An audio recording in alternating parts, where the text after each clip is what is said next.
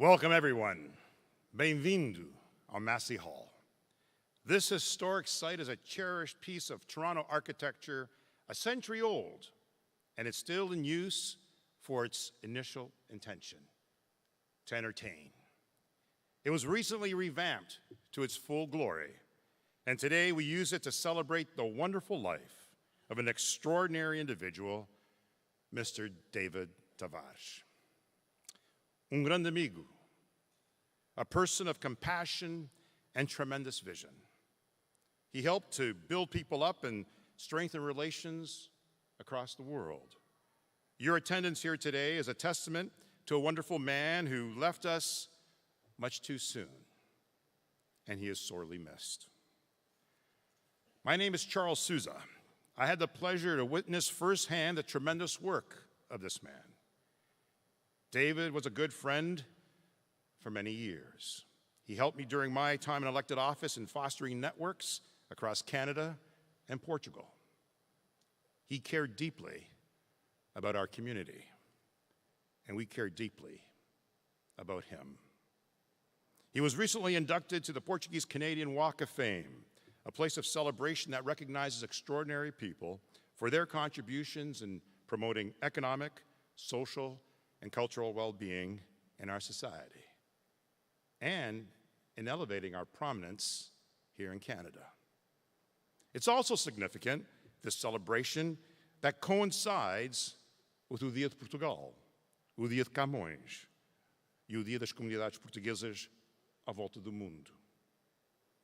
So let's begin. Let's begin by acknowledging our special guests and speakers today. Joining us will be Dr. Pedro Faria Castro, Regional Undersecretary to the President of the Azores. Dr. Pedro Nascimento Cabral, President da Câmara Municipal de Ponta Delgada. Madam Hazel McCallion. Dr. Mario Silva. Ana Bailao. Dr. Kevin Smith. And our host, the Tavares family. And we're also going to be treated with a special performance by the world-renowned Nicodémio. So let's get started.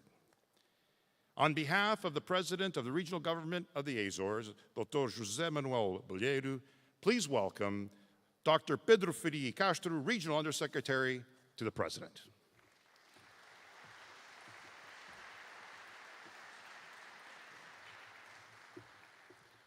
Good evening.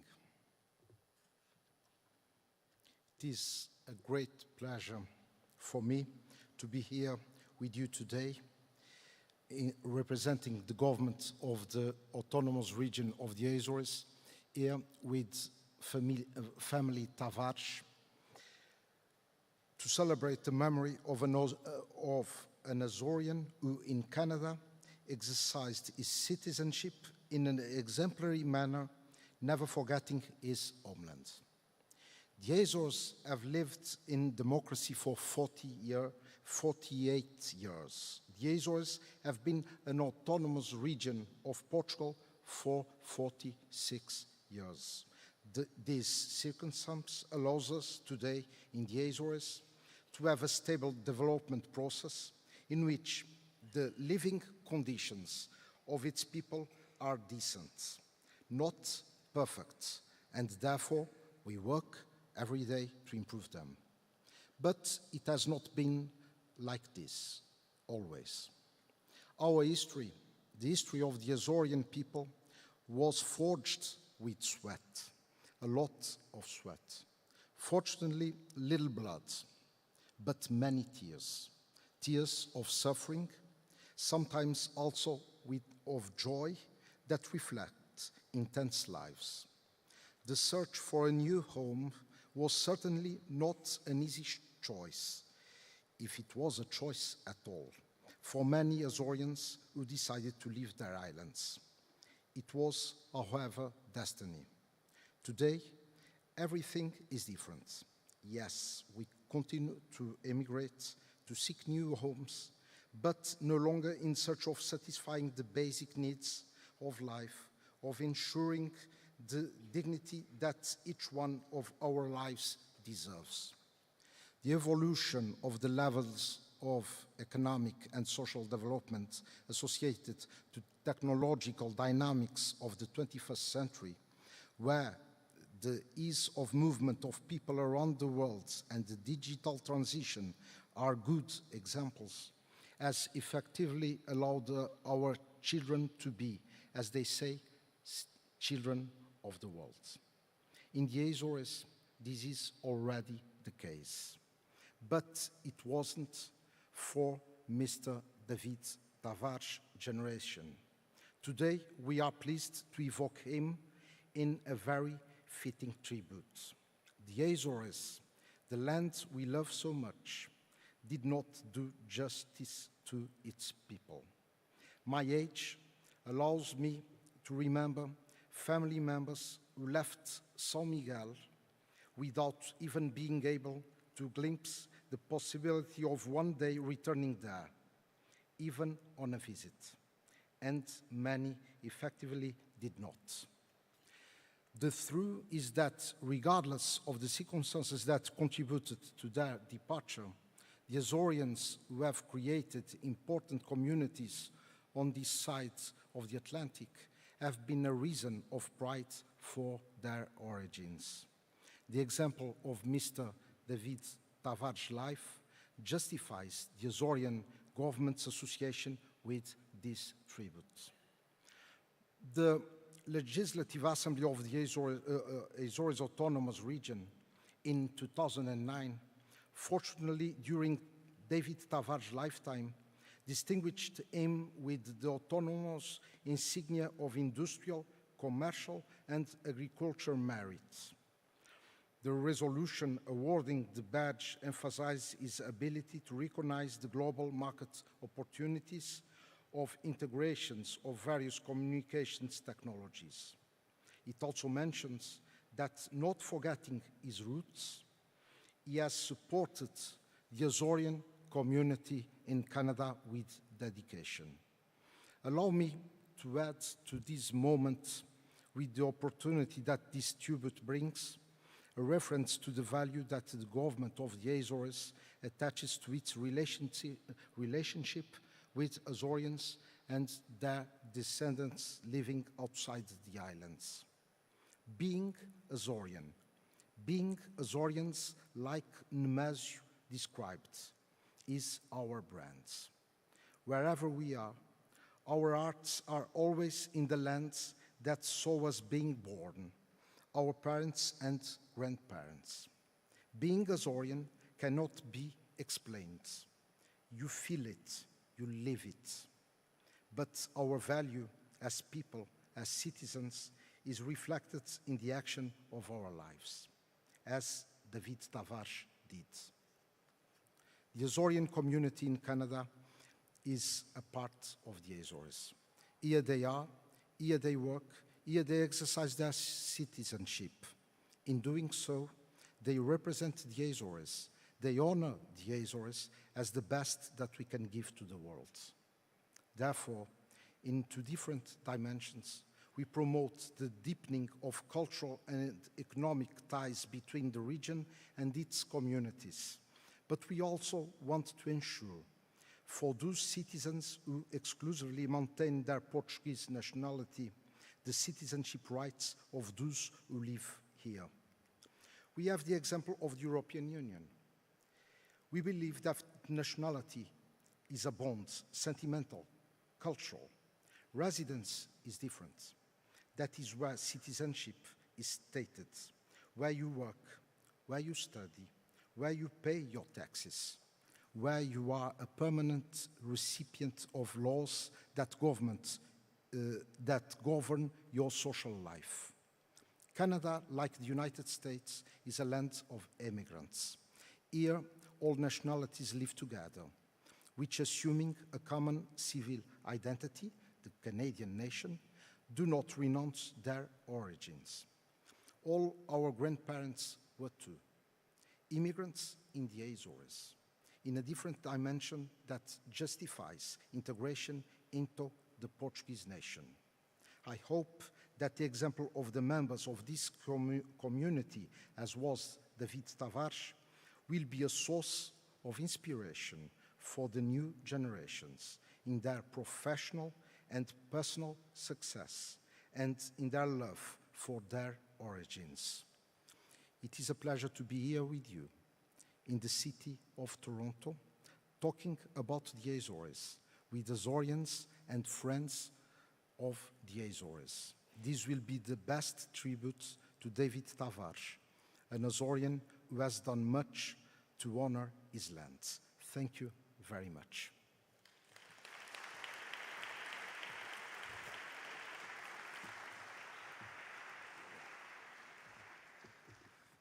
Obrigado, Dr. Pedro Faria e Castro.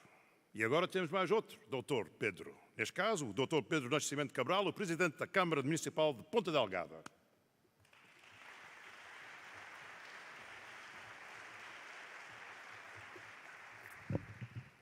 Good night, everyone. It's a great pleasure to be here representing the Ponta Delgada, the city of Ponta Delgada. Estar aqui hoje, recordar a memória de David Tavares, é uma referência que todos nós trazemos no nosso coração. David Tavares representa aquilo que é o sonho da imigração açoriana e, no nosso caso concreto, da imigração de Ponta Delgada. Chegar a este grande país como o Canadá e vingar, através do seu trabalho, da sua dedicação, do empenho da construção de um império financeiro e económico como ele criou, sendo uma referência para todos aqueles que estão a meio do Atlântico Norte ou aqueles que aqui vivem, é um dever estar aqui a celebrar a vida de David Tavares. Mas, para além disso, o David não se ficou pelo empresariado e nunca hesitou em assumir causas sociais, de responsabilização social. O David Tavares apoiava sempre toda a gente que o conhecia e que o procurava, através de conseguir arranjar emprego, através da solidariedade social, assumindo funções que muitas delas eram funções públicas, mas que ele não poderia, de forma alguma, deixar ninguém para trás. E com a sua humildade, com a sua forma de ser e de estar, tão característica de quem habitou há mais de 5 séculos o Atlântico Norte, na nossa ilha de São Miguel, perante horizontes sempre iguais, em que a nossa maneira de ser e de estar sempre foi moldada pelas ondas do mar, pela maresia que desce pelo verde das nossas montanhas, mas sempre firme como uma rocha vulcânica, David Tavares tinha essas facetas. A faceta de conseguir a amizade, de conseguir o reconhecimento, de conseguir, acima de tudo, um grande reconhecimento por parte de quem o conheceu. E por isso é uma grande honra e, acima de tudo, um dever, hoje aqui, neste Messy Hall, neste grande país que é o Canadá, celebrarmos a vida de David Tavares. A família, os amigos, aqueles que conheceram a vida de David Tavares, sentem hoje uma grande honra por terem partilhado a sua vida também com ele. O David ficará para sempre ligado às nossas memórias, para sempre ligado às nossas vivências e, acima de tudo, por tudo aquilo que ele representa. O melhor do povo açoriano, o melhor da grande aventura da imigração açoriana. Que este momento permaneça para sempre nas nossas memórias, que este momento permaneça para sempre nos nossos corações. Não de uma forma triste, não de uma forma íntima, mas pelo contrário, de uma forma alegre, de uma forma sólida, robusta, tal como foi robusta, sólida e solidária a vida do grande David Tavares. Muito obrigado a todos. Um abraço em memória da vida de David Tavares.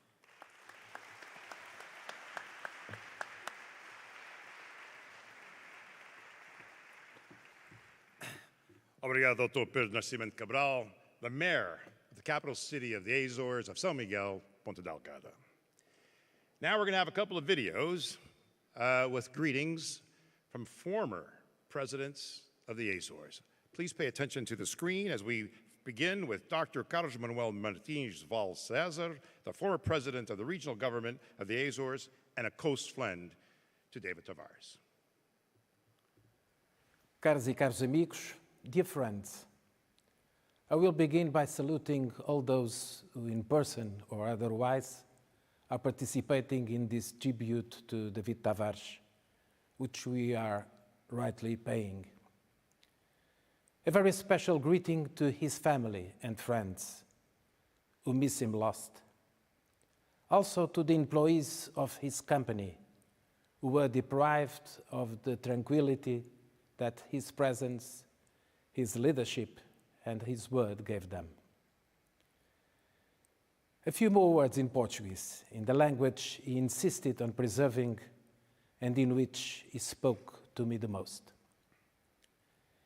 Infelizmente, reunimos-nos hoje para recordar a sua vida por causa da sua morte e não dos progressos que certamente ele teria continuado a liderar se fosse vivo. David Tavares merecia outras e muitas mais homenagens se ainda estivesse fisicamente conosco, porque persistia com o seu espírito empreendedor na procura do sucesso, na procura do melhor e da inovação nas suas áreas de investimento e trabalho.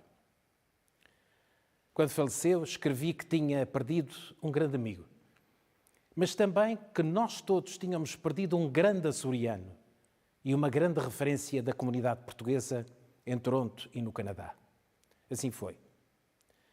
David Tavares nasceu na minha ilha, afinal, numa região, os Açores, que era, nessa altura, a região mais atrasada de Portugal e uma das mais atrasadas da Europa Ocidental. Quando aconteceu a Revolução do 25 de Abril de 1974, que trouxe a democracia para Portugal, 8 anos depois do David ter partido para o Canadá, ainda só 25% das casas açorianas tinham luz elétrica, água canalizada ou casa de banho.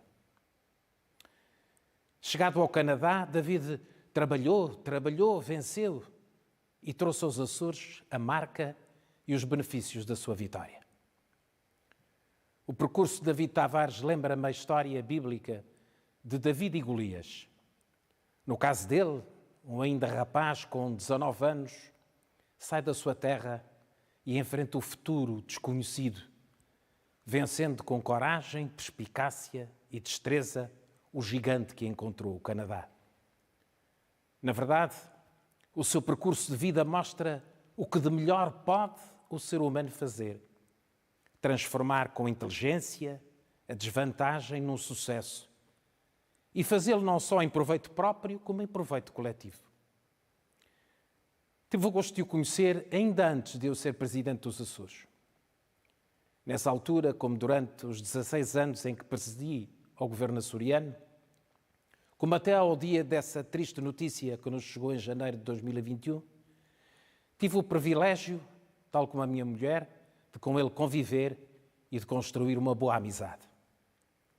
Em todo esse tempo senti sempre que a sua ambição era a de poder ser útil à sua terra, aconselhando, ajudando, investindo. Foi o que fez e que fez bem. David Tavares nunca se deslumbrou com o seu êxito. Foi sempre uma pessoa modesta e compreensiva. Durante o período em que mais convivi com os seus funcionários nos Açores, a frase tantas vezes repetida quando dele se falava era: "Gosto muito do Sr. David". Testemunhei em viagens que fiz ao Canadá o prestígio que ele tinha junto às autoridades estaduais e centrais canadianas, que o chamavam frequentemente para ouvir a sua opinião.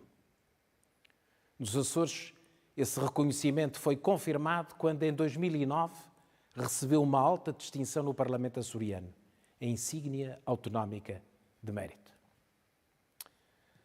Thus, today we remember a man and a citizen whose humanism and sense of achievement remain in our memory. Um abraço para todos. All the best to you all.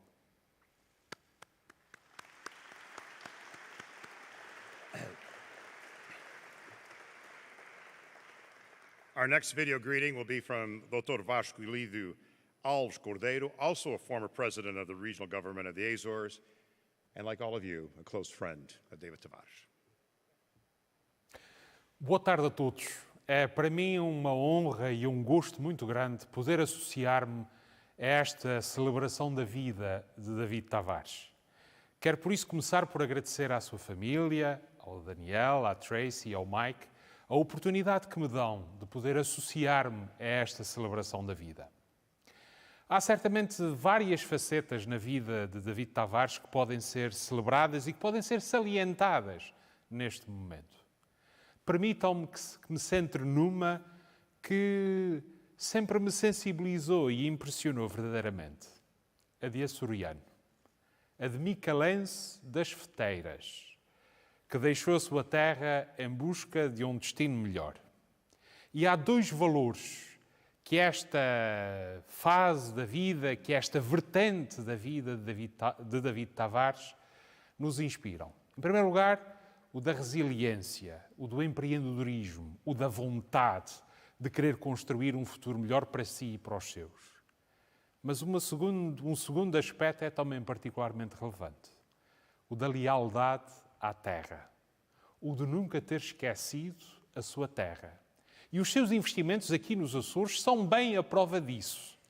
É por isso que eu recordo com emoção a sua alegria, a intensidade com que vivia, não apenas a forma como os seus investimentos se concretizavam aqui nos Açores, mas como os Açores faziam o seu percurso e a sua caminhada de desenvolvimento e de progresso.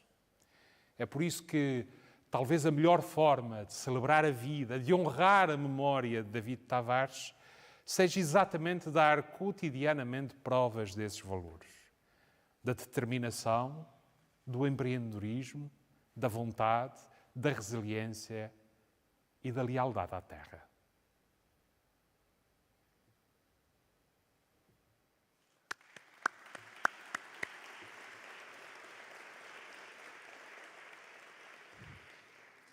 An event like this takes a lot of work, a lot of cooperation with a number of individuals, and the Tavares family reached out to a number of us to help. One of the co-chairs of that event is about to speak now, Dr. Mario Silva, who was the first Portuguese-Canadian elected to public office at the municipal and federal levels. Please welcome Mario Silva.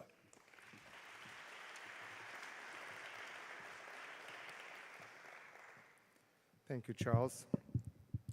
Good evening. As co-chair of this evening's tribute to David Tavares, I want to take this opportunity to sincerely thank all of you for joining us with David's family for this period of commemoration of David's life. Let me begin by offering my sincerest condolences to David's family on the loss of such a wonderful man. We come together tonight to celebrate the remarkable life of David lived, and I personally welcome this opportunity to join with you in remembering a man who I called a friend for almost 30 years. Some 20 years ago, I co-authored a book entitled Fabric of a Nation, Stories of a Journey to Canada, and in this book, David was prominently featured. I had met David not long after I was first elected to public office, and we instantly connected. We were both from the Azores, and we shared a common bond marked by our families having left our homes and then coming to Canada to begin new lives. I cherished the many times we would spend together, and David loved to tell me stories. He would love to tell me many stories, both about his family that he loved and about his love of Canada, and he had a great passion for this country. The amazing life of David Tavares is really a journey characterized by challenges met with opportunity seized. This sense of daring and vitality was David's way from the very beginning. In the Azores, David is well known by the name of Nicodémio, which coincidentally means a man of means. David came from a devout Catholic family. However, as was said by previous speakers, life in Portugal, and also especially in the Azores in the 60s, was a difficult time. And in this challenging environment, David's parents did what many other parents did in the Azores. and left, and he emigrated in April 1966 to Canada. Once in Canada, David enrolled in a George Brown College, and after only 3 months here with limited English, he applied for a position with Bell Canada. His persistence paid off because he eventually got hired. David fell in love with Canada, and he always felt that this land of opportunity viewed him as equal regardless of whether he was born here or not. In subsequent years, David's company would become one of the country's largest distributors of Nortel products. From humble starts at Bell Canada to his milestone was indeed an amazing accomplishment. David has a passion for flying, as many of you know, and secured his own pilot license and had this dream of flying across the Atlantic to the Azores. Like you, I will always remember and retain a very special memories of David's and his life of amazing man. His passing has left a large hole in many lives, both professionally and personally. And although he may no longer join us in these cherished moments of his life, he surely has made safely way home. God bless David. You remain with us in our memories forever. Thank you.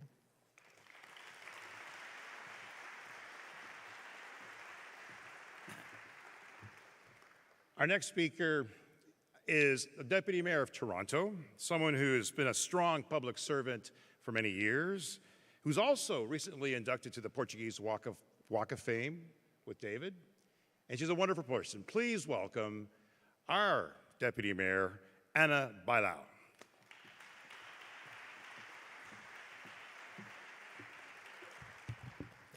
Thank you, Charles. Tracy, Mike, Denny, the Tavares family, the Connexall family, my deepest condolences. It was way too soon. We all know that. But today, we celebrate our David, our great David, what we've learned, the good memories, the good laughs that we all had, I'm sure, with him. And I'd like to first address you in my capacity as Deputy Mayor and recognize the great contributions that this Torontonian, this Canadian made to our city. He came here, as it was mentioned in one of the videos, at age 19 with a dream, hard work, and he created hundreds of jobs, created innovation, created a company that was successful in here, creating new technology that today can be found in our hospitals across North America, in Europe, Middle East. What can we say? The Canadian dream. But I want to talk a little bit in my capacity just as Anna, because I had the privilege of knowing David as a friend, as a mentor, as somebody that was always saying to me, "What's next? What's next? You can't stay there. What's next?" That was always his line for me. And as I was reflecting on what I was going to talk about here, there was, I think, 3 big things that I attached, and when I think about the way that I act towards these things, I see the impact that David had on me. One of them, it was his love to empower youth. He had a passion to empower youth. I actually met David about 22 years ago, maybe more, I don't know, when I was in university. And I had met him through Mario and Martin, and I was about 22, and I was in university, and I went to ask for a sponsorship, because I don't know if you saw the group that was singing in the hall. I started that when I was going in university, and so we were like brand new, and we walked into his office, and we were asking for a sponsorship, and I walked out of there with $15,000 for 3 years. He paid for the whole thing. So you imagine a 22-year-old, I was like, oh my God, I cannot believe what just happened. And then at the end he says, one day you're gonna work for me. It took 10 years, but I did. The other moment that I really saw his passion was every time we worked with the offices in the Azores. It was about giving back to his home island, but it was about creating opportunity for youth. He loved to be able to train that youth, to give them the opportunity to travel, to go to the hospitals in Europe, sometimes in North America. He loved the opportunity to have them, to host them here. He loved to go out for dinner with them and to, tell them all the stories. It was all about empowering youth. So that is something that was in him. The other thing is dare to dream and do everything with excellence. As you know, you've all been, probably a lot of you, to World Connects. There was no spare. Everything had to be to the max. Everything was top notch. Everything was excellence. I remember when I was working at Connexall, and at the time, when I started, it was still Globestar. And I went to him and I said, David, we have a problem. We have a branding problem. We need to change all our branding. People know Connexall. Nobody knows Globestar. We need to change the whole branding. He's like, okay, let's hire the best branding company. Let's do it. I'm like, okay. Always striving for excellence. And the other thing that it's always, when I think about David, it was always, he was so proud Canadian. He was a proud Canadian. But he always said, never forget where you come from. Always give back, because you'll have a better way forward. And that was David. He was so proud to give back to Canada. He was a proud Canadian, but he never forgot where he came from, and he never forgot to contribute to all of us. So every time that he would come to visit me, sometimes we'd had lunch still around City Hall, he would always say, so, what's next? Can't stay there forever. What's next? And I'll be sharing with him what's next, but I'll always be keeping these values with me. I'm sure that all of you have a lot of things that you can relate to David, but these were the three things that, as Anna, I look and I said, yeah, that was David, and that's how he touched my life. As a great Canadian, and again, as a deputy mayor, thank you to the family for sharing, David as well. But as Anna, it was great to have David in my life, and he will be forever missed, but forever remembered. Thank you.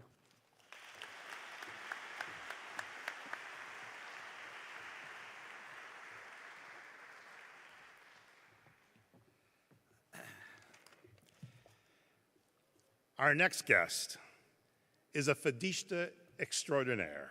She grew up on the narrow streets of Lisbon, where fado, a unique music to Portugal, was also born.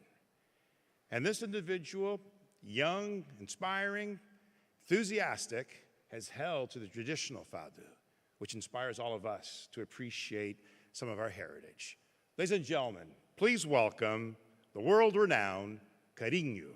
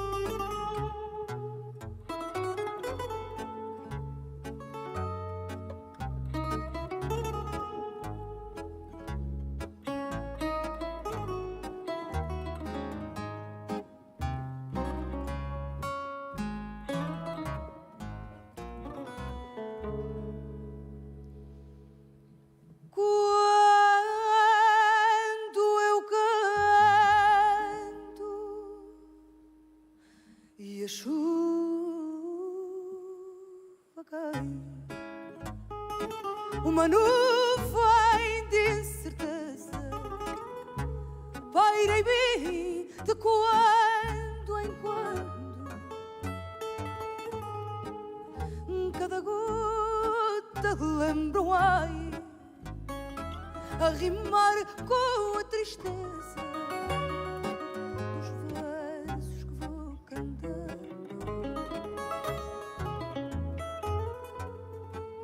cada gota lembra o ai a rimar com a tristeza dos versos que vou cantando. E na doce melodia de que o fado se reveste quando o meu olhar embaça,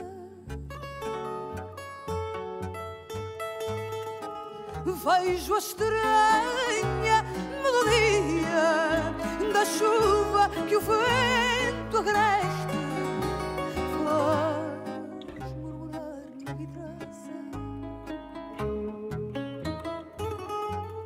Vejo a estranha melodia da chuva que o vento agreste faz murmurar na vidraça. Então dou no meu lamento ao fado que me prendeu rimas tristes, pobrezinha. Cai a chuva, chama o vento, são as lágrimas do céu que fazem brotar as minhas. Cai a chuva, chama o vento, são as lágrimas do céu que fazem brotar as minhas.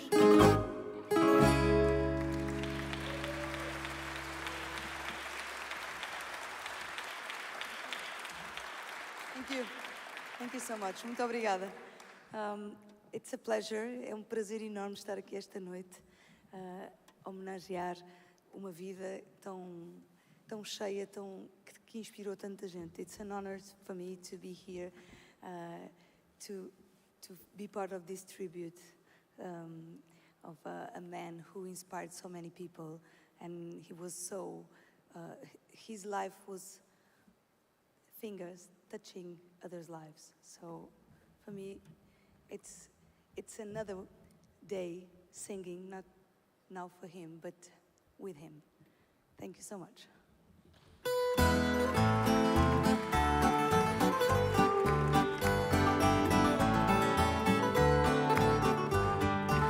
Lá vai a Bia, que arranjou um par jeitoso. É vendedor como ela, ali para o bem formoso.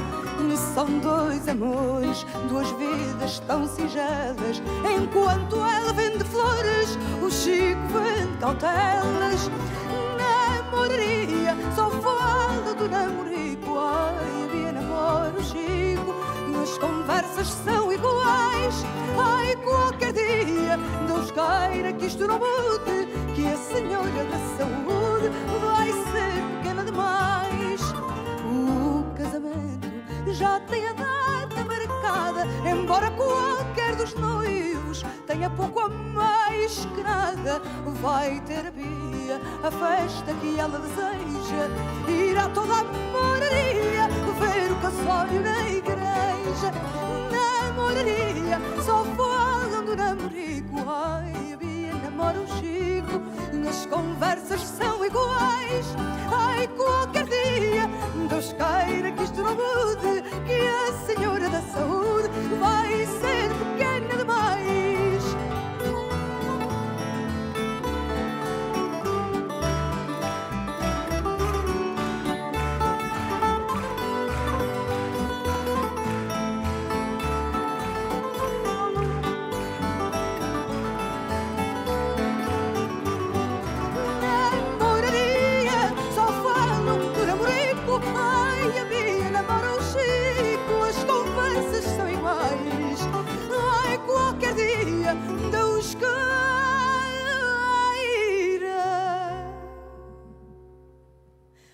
Deus queira que isto não mude,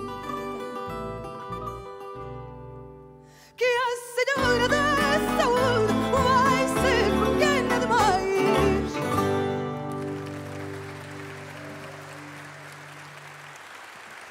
Obrigada. Muito obrigada. Ui.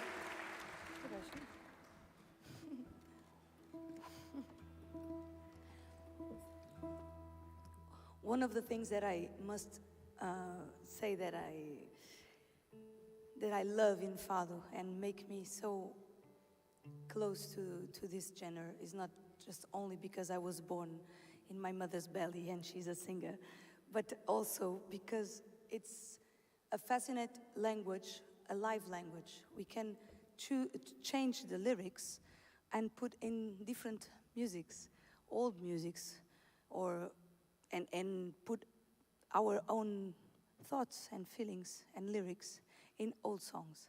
So it's very dynamical, and the tradition comes.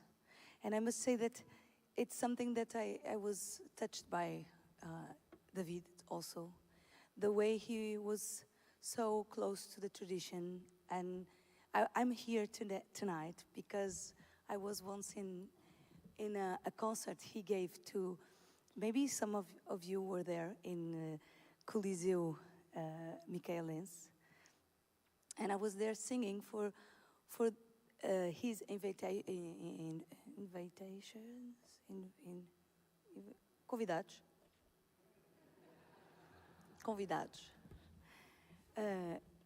80% were American and Canadian and some Portuguese people too. And he wanted to give his roots, his Portuguese culture. I was so touched by that.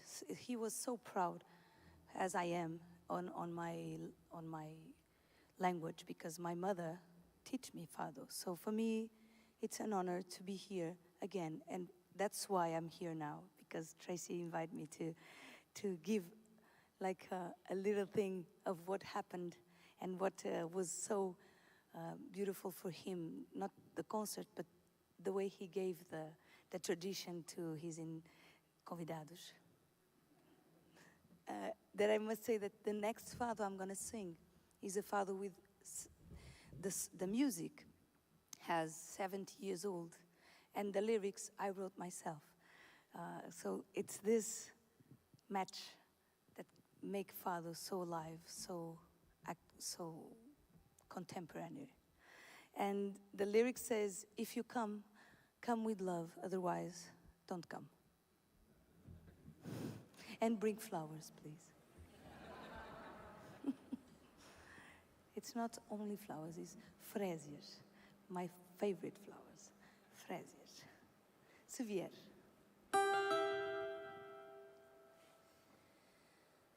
Se vieres, vem com amor. Traz-me alegria maior e a vontade de me ver.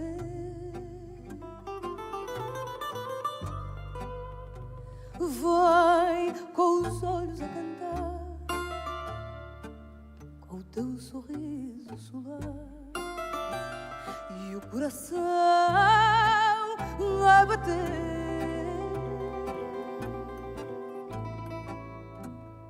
Vai com os olhos a cantar, com o teu sorriso solar e o coração a bater.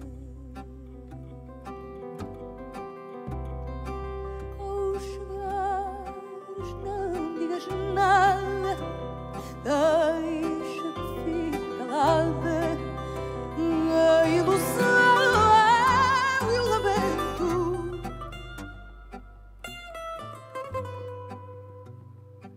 Se vieres quando isso for, eu prometo, meu amor, saber viver o momento. Se vieres quando isso for, eu prometo, meu amor, saber viver o momento. Se vieres, não te demores, que as minhas mais frias flores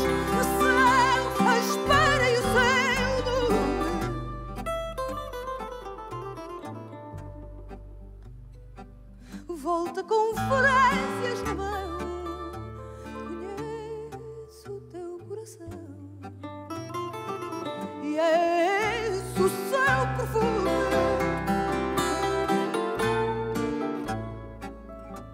Volta com frases na mão. Conheço o teu coração. E é esse o seu perfume.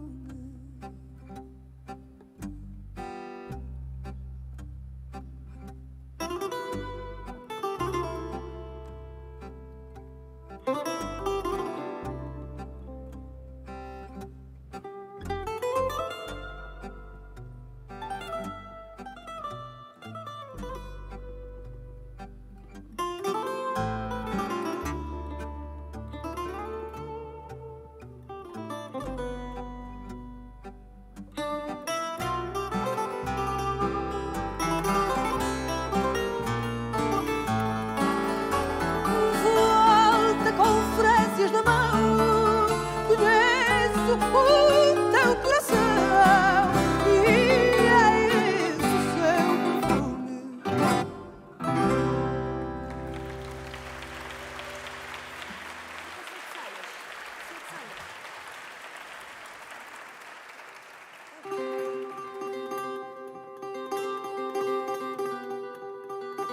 This is a very traditional malhão from Nazaré, one place beautiful nearby the sea in Portugal.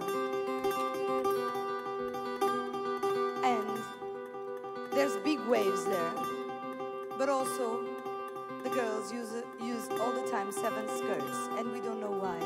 I asked already Charles, because he's from Nazaré, why they use 7 skirts, and he didn't know how to, why. So the song is boys trying the girls to fall in the dance, just to count how many skirts they really have, just to certify. It's not nothing. 7 saias de balão levas, pois então, para a Romaria. 7 pecados mortais que levando vais todos à porfia. Cada qual da sua cor, seja onde for, que tu vás com elas, com as 7 a saltitar, com fome a pisar das tuas chinelas. 7 saias trazes a cair da anca, e a blusa branca que te vai mesmo matar. Então os rapazes só pedem que caias para contar as sagas que tu trazes sem bailar. Com 7 te vi falar e a todos dar lenços de cambraia. Será que te dá prazer 7 noivos ter por cada saia? Segundo a voz da razão, fazer coleção não dá resultado. O melhor é escolher um e não querer nenhum mais para namorar. 7 saias trazes a cair da anca, e a blusa branca que te vai mesmo matar. Então os rapazes só pedem que caias para contar as sagas que tu trazes sem bailar. Mais um conselho te dou enquanto aqui estou: não lhes des mais roda e não as encurtes mais, senão quando sais sai a aldeia toda. Um palmo acima do pé para mostrar ao Zé onde acaba a meia, mas pelo joelho não faz confusão e é coisa feia. 7 saias trazes a cair da anca, e a blusa branca que te vai mesmo matar. Então os rapazes só pedem que caias para contar as saias que tu trazes sem bailar. The rhythm is like this: 1, 2, 3, 1, 2, 3, 4. 1, 2, 3, 4. Isto é o malhão da Nazaré.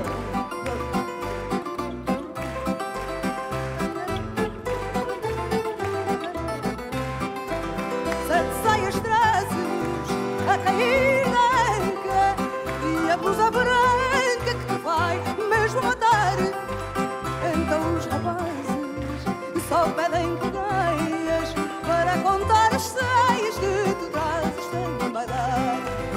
Então os rapazes só pedem que caias para contar as saias que tu trazes sem bailar.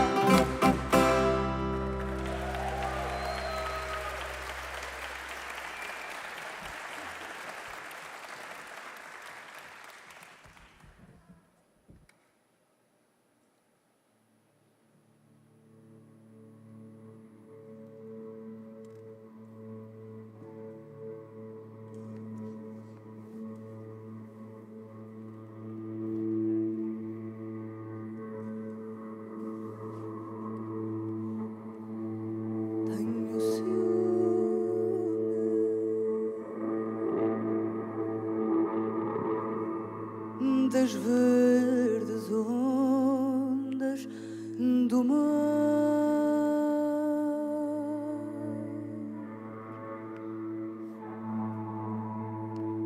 que teima em querer beijar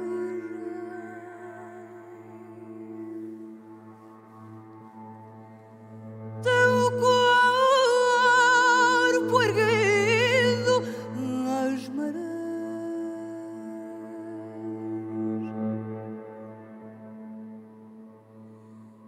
Tenho ciúme do vento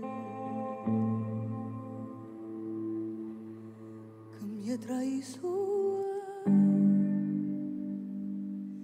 que vem beijar-te na proa e morre pelo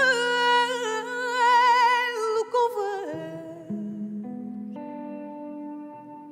Tenho ciúme do luar, da lua cheia, que no teu corpo se aleia para contigo ir bailar. Tenho ciúme das ondas que se levantam e das sereias que cantam por ti encantar. Oh meu amor marinheiro,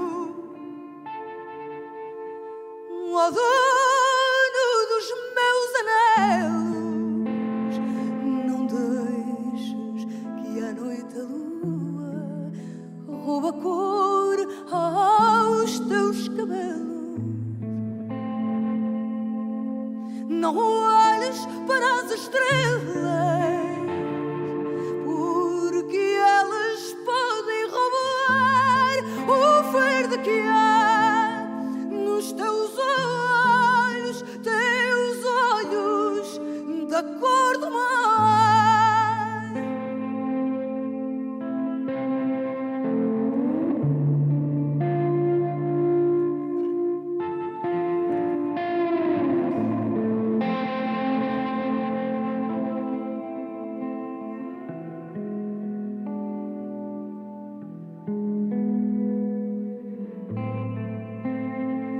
Não olhes para as estrelas, porque elas podem roubar o verde que há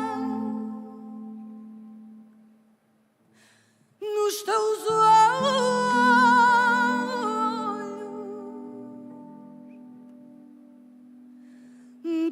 olhos da cor do mar.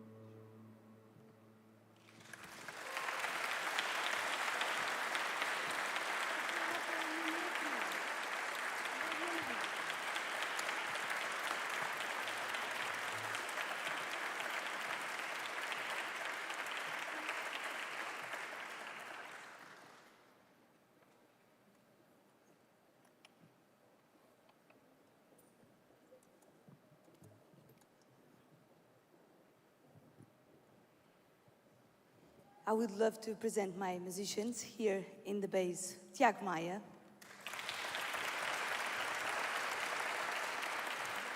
Here in the guitars, Pedro Geraldes. Na viola de fado, Flávio César Cardoso. In the Portuguese guitar, André Dias.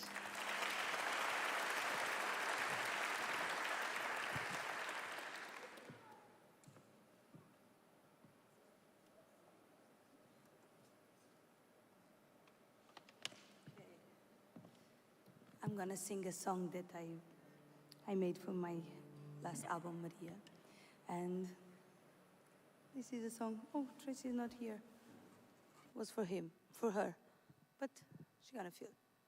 It's a song that I wrote to all people who inspire us. In my case, it was for all people who love me as I am, with all I have of good and better. But it's just like 3 or 4 person. It's not so many people. There's no many people who loves us like this. And there's some beautiful person here and there who has more. But it's just 5 or 6. Estão a perceber ou não? Estou a dizer que há pouca gente que gosta de nós assim, exatamente, com tudo o que nós somos. E é para essas pessoas esta canção. Estrela.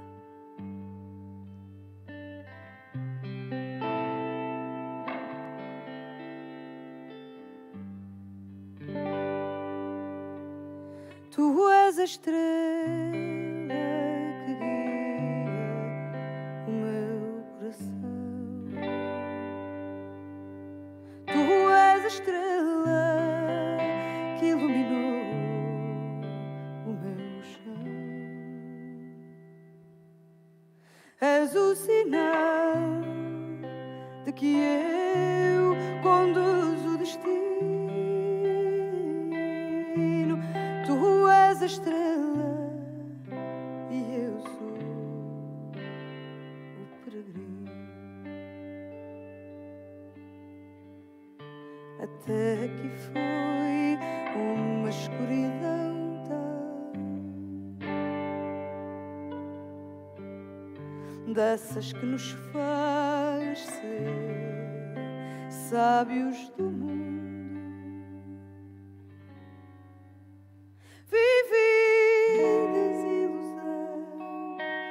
Tão desigual que vim dar à minha infância num segundo. Nem sabes tu aquilo que fizeste por mim e até por ti quando chegaste. Só sei que ao te ver tu reergueste o que em mim era só cinza e desgaste.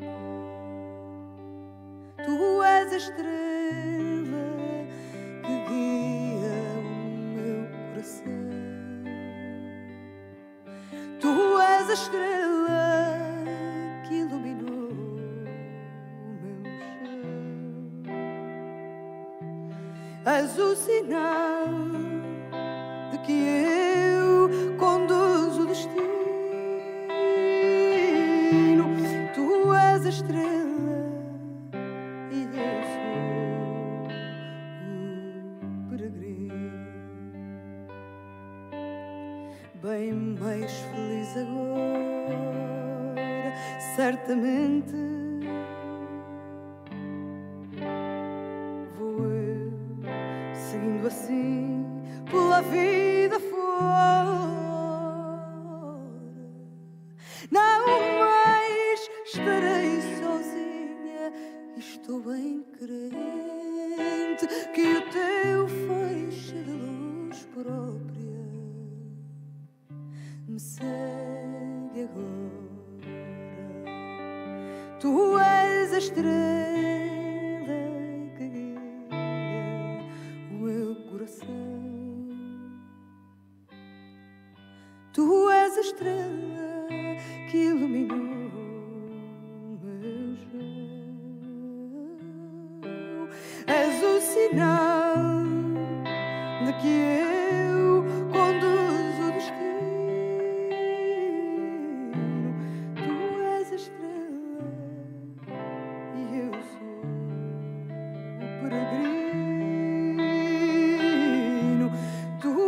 estrela e eu sou o peregrino.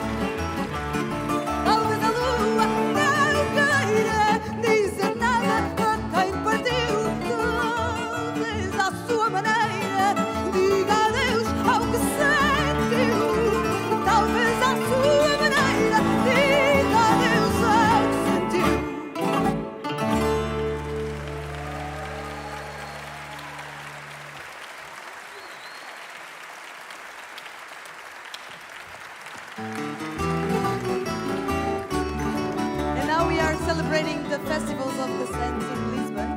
Probably after that, in Azores, they celebrate a lot of festivals. And this is one song about a neighborhood in Lisbon, Alfama, who celebrate this energy of the balloons, the sardines, and the different traditions that we make in Lisbon.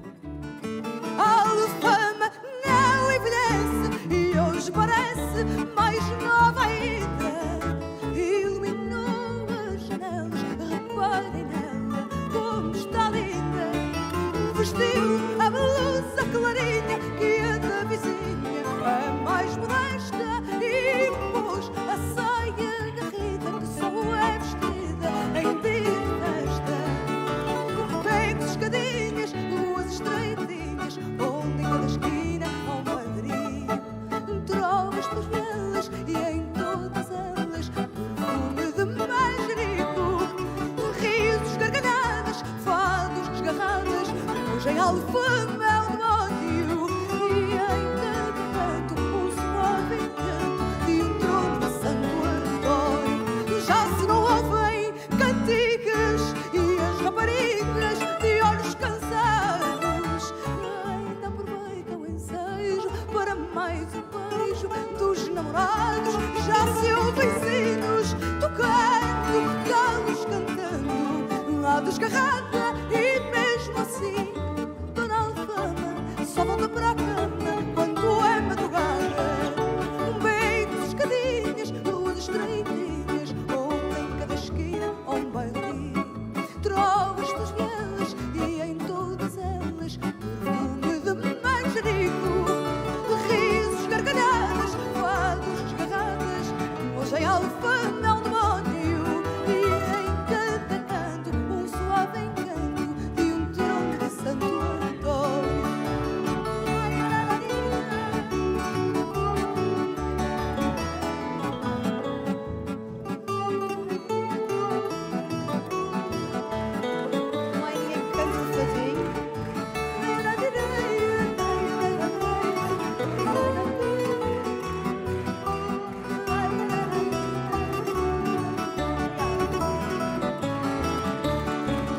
Beijos, escadinhas, rugas estreitinhas, onde em cada esquina um bailarinho. Trovas pelas vielas e em todas elas perfume de manjerico. Risos, gargalhadas, fados desgarrados, hoje em Alfama é um demónio. E em cada canto o suave encanto de um trono de Santo Antônio. Muito obrigada. Muito obrigada. Foi um prazer enorme estar aqui. Obrigada por nos receberem desta forma. Thank you for receiving us this way. We were very honored to be part of this beautiful celebration. And I just want to say goodbye with the last fado. And say before that, it's very touching to see how I didn't met him just hello and goodbye. But now I think I met him a little bit more because of his family. His family is so touching. See how they care all the details and all the little things, and all these grandsons, so beautiful. So sweet, so together, such a beautiful family. So thank you for having us part of this, and continue to be like this. Thank you so much. I hope to see you again. Muito obrigada a todos. Foi um prazer.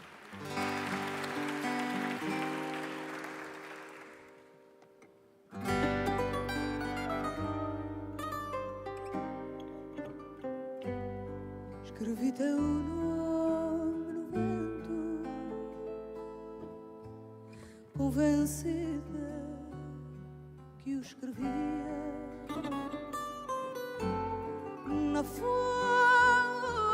do esquecimento, que no vento se perdia, na folha do esquecimento, que no vento se perdia.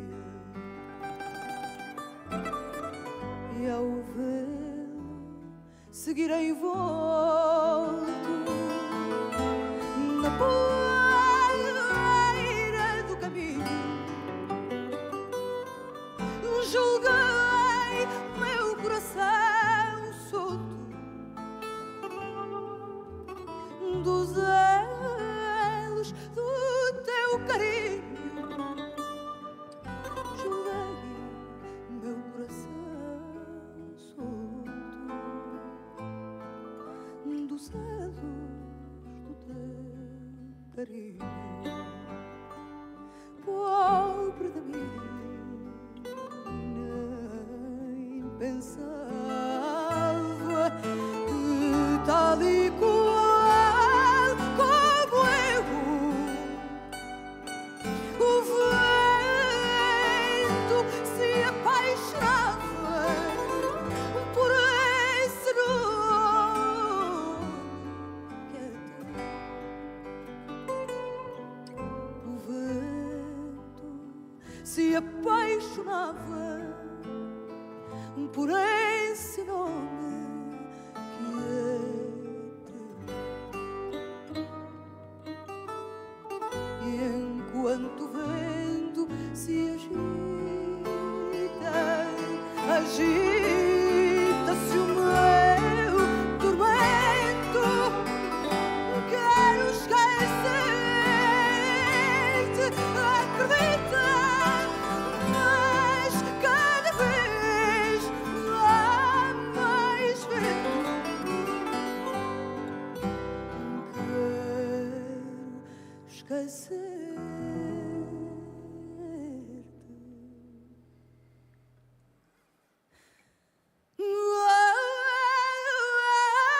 Acredita, mas cada vez há mais vento.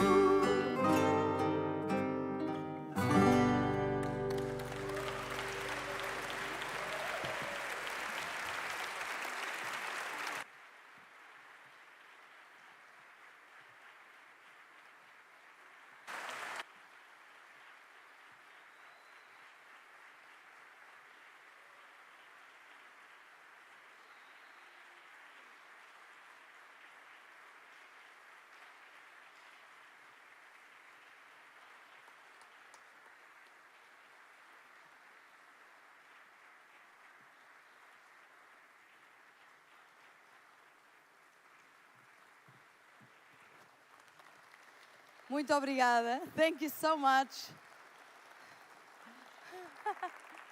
I don't know who commands the protocol, but can I sing one more? Can I sing one more song?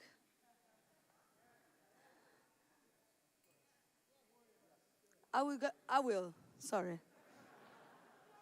Sit, please, dears. It's the last one, I promise.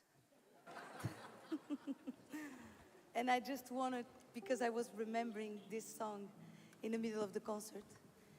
My mother is a singer, as I said. I was born listening to her in our father house. She had a father house with my father in Lisbon. I was, in that time, 11, 12 years old.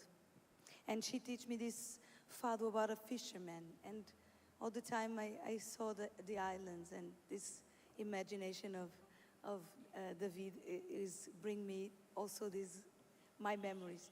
And my mother chose me the fados to sing because I was 12. And fado are very dramatic, like you betrayed me, and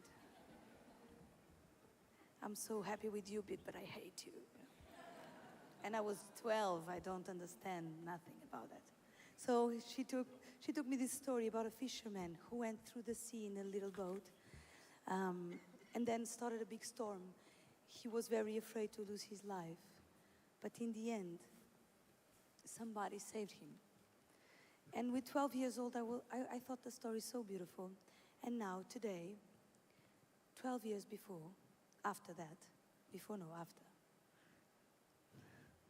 Foi uma brincadeira, mas como eu não sei inglês, pronto, estraguei. 12 years after that, like today, you understand? Oh, I think, good. Nobody thought was a joke. No, this is a compliment. Okay, nestes meus 24 anos, now, but in my first album, I decided to record this song because I understood the fisherman is me. And the boat is my own life. Sometimes our lives are very in a calm sea. Sometimes it's a troubled waters. But if we are here together tonight, everybody, it's because maybe once, maybe more, we were saved somehow. Thank you. That is very inspiring to me. It's not just only someone who could be identified. For me, God is one of those who saved me a lot of times. And so for you, Senhora de Nazaré, and thank you so much once again. Bye-bye.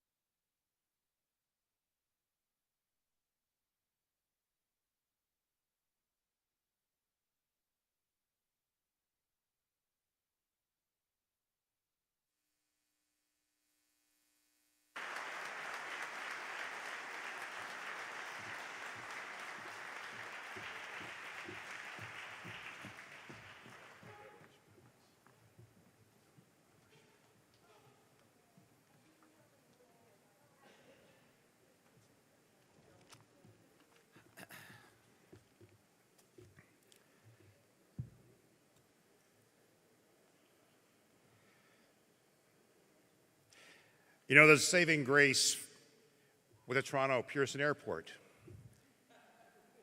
It's not that funny. There are people struggling trying to get to and from home.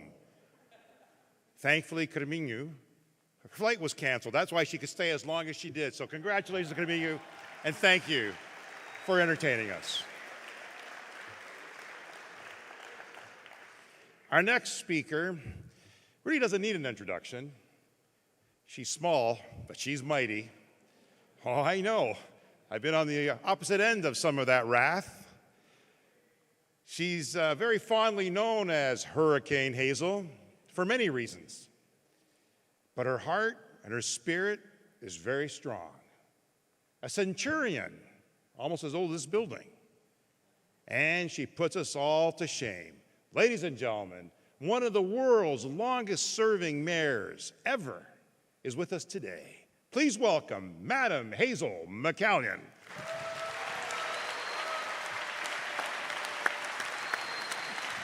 Thank you.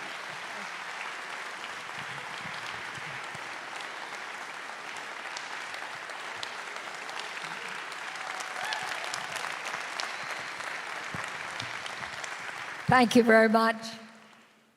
I want to thank the family for inviting me to participate in this tribute to a great man. A man I didn't know for too many years, but he was such a humble but accomplished individual. He had a vision. He had a vision, and he made sure it became a reality. He loved people. He had confidence in people. He inspired them.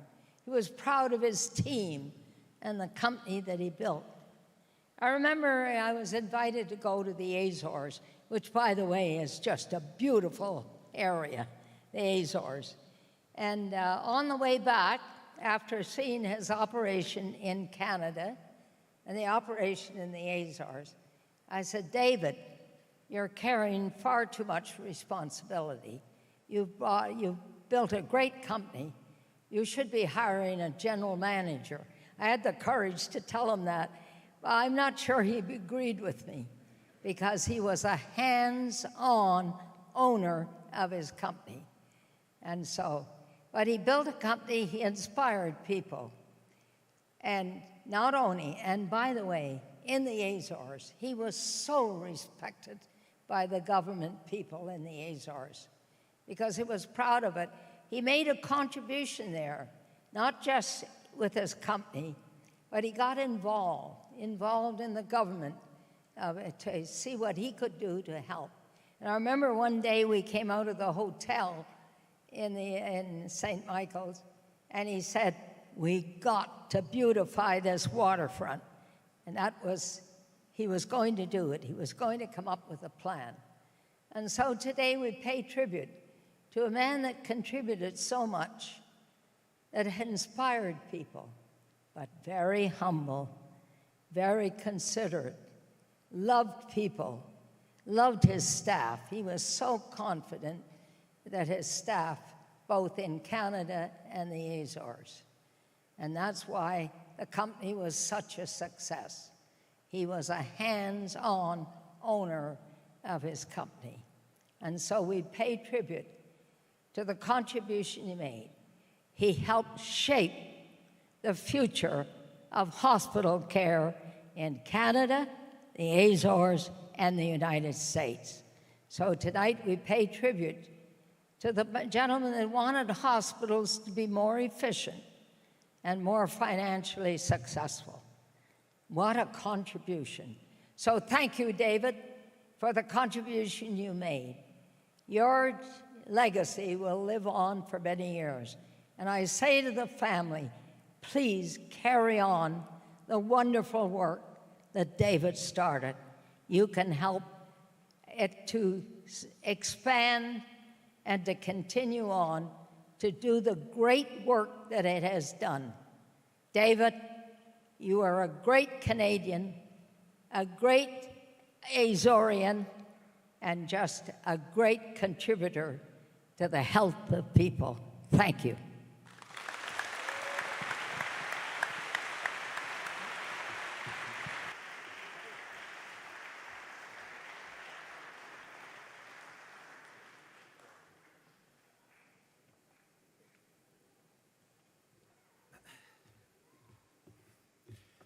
What a fire. 101 years old, and I can't keep up.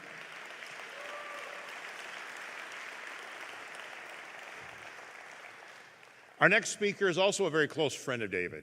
And Hazel was just talking about his ability to network with many people and modernizing and supporting our hospital systems. David came to me on oftentimes during when we were looking at funding various hospitals, especially this next individual, a champion in hospital care.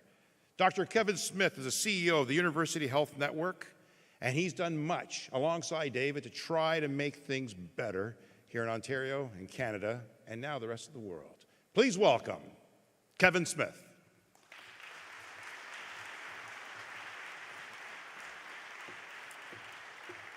Well, thank you very much, Charles. Ladies and gentlemen, Tavares family, thank you so much for the opportunity to be here this evening. I met David Tavares through one of Canada's greatest sons, Premier Davis. One day I got that pleasurable call that came every once in a while that Neil will know what I'm talking about. It's your friend from Brampton, I heard on the end of the phone. I said, how are you today, Premier Davis? He said, well, I'm just great, and I have someone I need you to meet. His name is David Tavares, and I know that you're going to be good friends and help each other. And that's exactly what happened.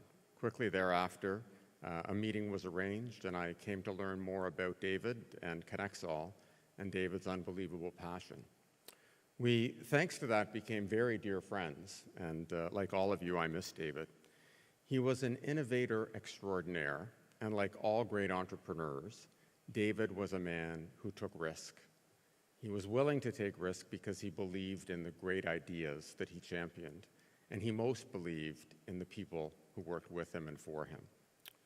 He was irrepressibly positive in all things, sometimes irritatingly so. He truly had, as Deputy Mayor Bilal mentioned, a special place in his heart for young people, the mentorship of young people, and the enthusiasm of young people. And despite whatever age David was, he remained a very young person in thought, in mind, and in action. He was a gentleman in every possible way, as each of us remembers, and truly the most remarkable host. No one who enjoyed David's hospitality ever left without being overly fed, overly watered, and overly appreciated. And for that, we thank him greatly. When I once asked David, who were your role models? It's very interesting. Almost everyone he mentioned, and the first one he mentioned was his grandmother, who I later had the privilege of seeing her home in San Miguel. He talked about her grit, her determination, the challenge she had as a young woman who lost her husband, I believe, in her 30s, and went on to raise her family and develop a business and be a very successful person at a time when women leaders were not nearly as common. He also talked about his mother, and I have a suspicion that David's role models, many of whom were women, made him one of the great sensitive leaders that he truly became. Azorian by birth and Canadian by choice, his pride in both Canada and the Azores shone through every day, and bringing the two nations together, building bridges, was David's life's work, whether that was between the Azores and Canada, or between healthcare and technology, or between what was good for patients and what was good for stressed healthcare providers. David built remarkable bridges. How many of you know the Elvis story? You don't know the Elvis story? Yes, some of you know the Elvis story. I heard this story from David on numerous occasions, and I couldn't let this pass by. A true commentary on David Tavares. When he worked for Bell Canada, somehow one day it came up, David, who was the most unusual person you ever installed a phone for? Elvis Presley, he said. Elvis Presley, how interesting. Yes, he was at Sutton Place, and in staying there, he needed to have a private line.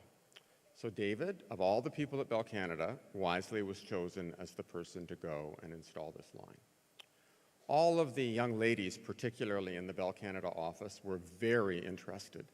And David went, saw Mr. Presley, said hello. David could do an imitation of him that I won't try to replicate here this evening. At the end of the encounter, David said, thank you, your phone's working, and left.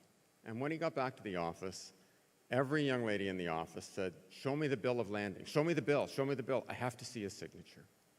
David's response, "I didn't ask him to sign it. I thought he was too busy and I might bother him." The only person in the world who didn't ask Elvis Presley for an autograph. David was also a cautious daredevil, and I know that that's sometimes a difficult concept to align, but again, back to that educated risk. He flew ultralights, as we saw. That is a cautious daredevil. To his beloved Cessna, to his business. He was an engineering, mechanical, and electrical genius.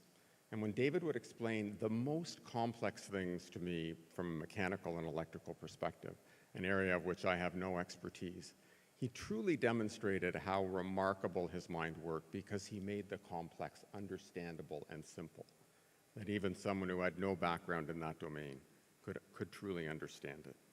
He valued friendship, he valued family, and his generosity of spirit was abundant, as all of us know here tonight. I truly miss those Sunday morning breakfasts at the Sunrise Cafe that I enjoyed with David so frequently. But the time we've had since David left us physically proves to us it's not a goodbye, but a transition. David is with us, and he'll remain with us as long as we speak of him, celebrate him, take lessons from him, and honor him. And I know he will remain with me forever. I'll close by offering you a short poem by Alfred Lord Tennyson called "Crossing the Bar." Twilight and evening bell, and after that the dark. And may there be no sadness of farewell when I embark. For thou from out are born of time and place, the flood may bear me far. I hope to see my pilot face to face when I have crossed the bar. Obrigado.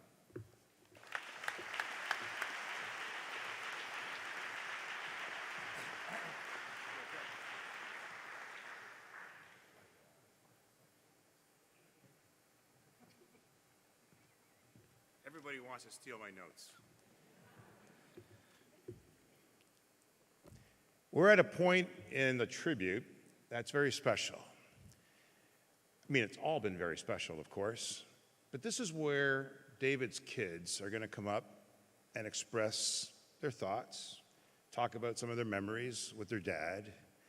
And it's always the most difficult part, so give them some encouragement, because it's not an easy thing for a child to do when they lose their parent. And they're going to come up here and speak about that, and we're all going to recognize how important it would mean to us. And many of you probably have faced that predicament. So I'm very encouraged by their desire to come up here and speak about their father. Daniel, the eldest, Tracy, the daughter, and Michael, the youngest, please welcome them to the podium.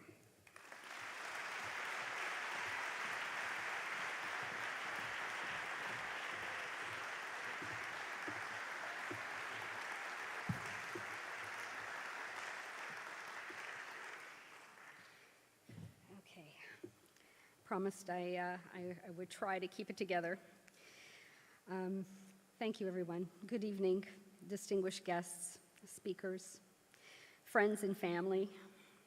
As my father would say, we're all family together, juntos. I want to thank everyone for coming and sharing in this wonderful celebration of life of our founder, our brother, uncle, father, and most importantly, grandfather to 7 beautiful grandchildren. As with anyone who has lost a beloved family member, we cannot express into words the depths of our sorrow on January 2021. But as with anyone that has lived a great life, my father left behind a sea of love and gratitude that has filled our hearts with pride and joy. I would like to take this opportunity to thank and address our Portuguese friends, both here and are at home. We are grateful that you could join us to celebrate the life and legacy of David Nicodémio Tavares. My father was a proud Azorean, as you know, and as you've mentioned, and loved his native island of San Miguel. He was committed to supporting and contributing to the prosperity and economic growth by establishing a Central European office at Nonagon Science and Technology Park and providing a career pathway for youth to stay and settle on the island rather than travel to the mainland. As Anna would say, youth he championed. I know that many of you here today and watching are thankful for having known and worked with my father on achieving successful, thriving global business. Establishing an office in San Miguel was also a selfish endeavor because my father wanted to have a good reason to visit every 3 months. He was never happier than when he informed us that he was traveling to the Azores on business. His heart will forever be with the Azores, and subsequently a piece of all of us as well. A profound thank you to President José Manuel Bolheiro for acknowledging my father's contributions, and a thank you to Mr. Pedro Faria e Castro and Dr. Pedro Nascimento Cabral for continuing to honor him by being present with us this evening. We are grateful for your support. I just want to make a correction. Dr. Pedro Faria e Castro. Doesn't come off on the translation in English. Our family has been overwhelmed with the love and support and kindness from all of you during this most difficult year without our beloved leader. My father was a true leader, but also a tremendous force in our lives. Everyone here that knew him has a story to share. He had the ability to personalize your experience and make you feel special. This unique quality gave you the feeling of having become a better person or lived a better life just by sharing your life with him. My relationship with my father was very special to me in particular. We both had a zest for adventure and exploration. We would try to deliberately get lost in the island of San Miguel. We'd get in a car, drive up and down, and we'd see narrow pathways and decide, should we take it? Of course, let's take it. What could happen? We fall into the ocean, he'd say. I'd say, well, so be it. So I can swim, can you? So for us, it was always everything to do with adventure and exploration, and we enjoyed each other's company tremendously. I really miss him a lot. The one thing that always, as well with my dad, is keeping up with him, as many of you know. He had a boundless source of energy. If you ever wanted my dad to sit down, offer him a cup of coffee. It's the only way that you would get him to slow down or stop. He was a proud Portuguese Canadian. He loved encountering people and asking them where they were from, and I found it humorous when he began asking about their family tree and promised that he could trace it back to them being 1/100th Portuguese.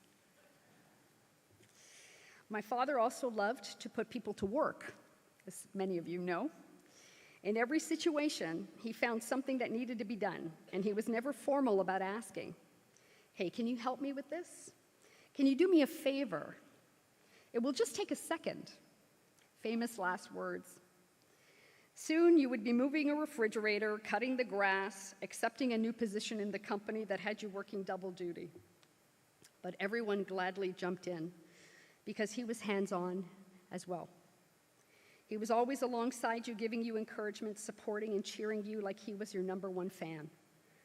Receiving attention from my father was a joy in its simplest but most meaningful form. You knew that when he sang your praises, it was with pride and genuine happiness. It was remarkable how my father managed to get anyone to try something that they would never even dream of doing. Flying in an open cockpit of an ultralight with your feet dangling in midair, taking the controls of a Cessna airplane around the CN Tower, or riding a motorcycle for the first time. These are activities that you may only see yourself accomplishing with David beside you. He gave you a sense of confidence and security that allowed you to move outside of your comfort zone. He wasn't pushy most of the time, just encouraging. You learned more about yourself through your experiences with him, and it is one of his greatest gifts that he gave to us. It was only when the grandchildren arrived in his life that he would start to experience a whole different life of learning and appreciation for what it means to be grandpa. For those of you that are grandparents, you can understand. He made sure that his face was always clean-shaven so the kids would kiss him hello. It's a little scratchy if you don't. He bought a certain brand of jelly bean and carried around with him in his pockets every time he knew he was going to see them. And there was a few disasters in those pockets, let me tell you. But the expression and the emotion on his face when he attended their plays, sports events, and school graduations was priceless. With tears and tenderness in his eyes and a proud stance, he would congratulate them on a great performance. He loved them so much. He turned his house into an amusement park for birthday parties, barbecues, and a separate set of winter wear so they could play in the snow. And that's 7 times 2 pair of boots. That's quite a number of boots everywhere. I believe that he finally found the little rascals like him. But I think it was my father's energy and passion that made a mark on us all. He was passionate about the Azores and brought customers, friends, as he would say, from around the world to showcase his homeland through his hosted world conferences. When he believed in a mission or purpose, he would have the relentless energy to pursue it and bring masses of people to his side. Connexall was a mission, and that he was most dedicated to in his career because he believed it delivered solutions to those that need help the most. Everyone that worked in a hospital was his concern. Everyone that needed a hospital was his concern. He placed the greatest responsibility on his shoulders and subsequently on the employees, family, as he would say, to make the difference that would impact the lives of individuals in healthcare. His commitment never faltered. He remained true to the task and continued to drive the passion and energy that brought friends and family together for a common goal. We are so very proud of the achievements made and those yet to be made. My father always said, follow your passion, do what makes you happy. Sometimes he would try to convince you that what makes him happy would also make you happy. But that just kept you on your toes. He was playful, compassionate, thoughtful, and had a great sense of humor.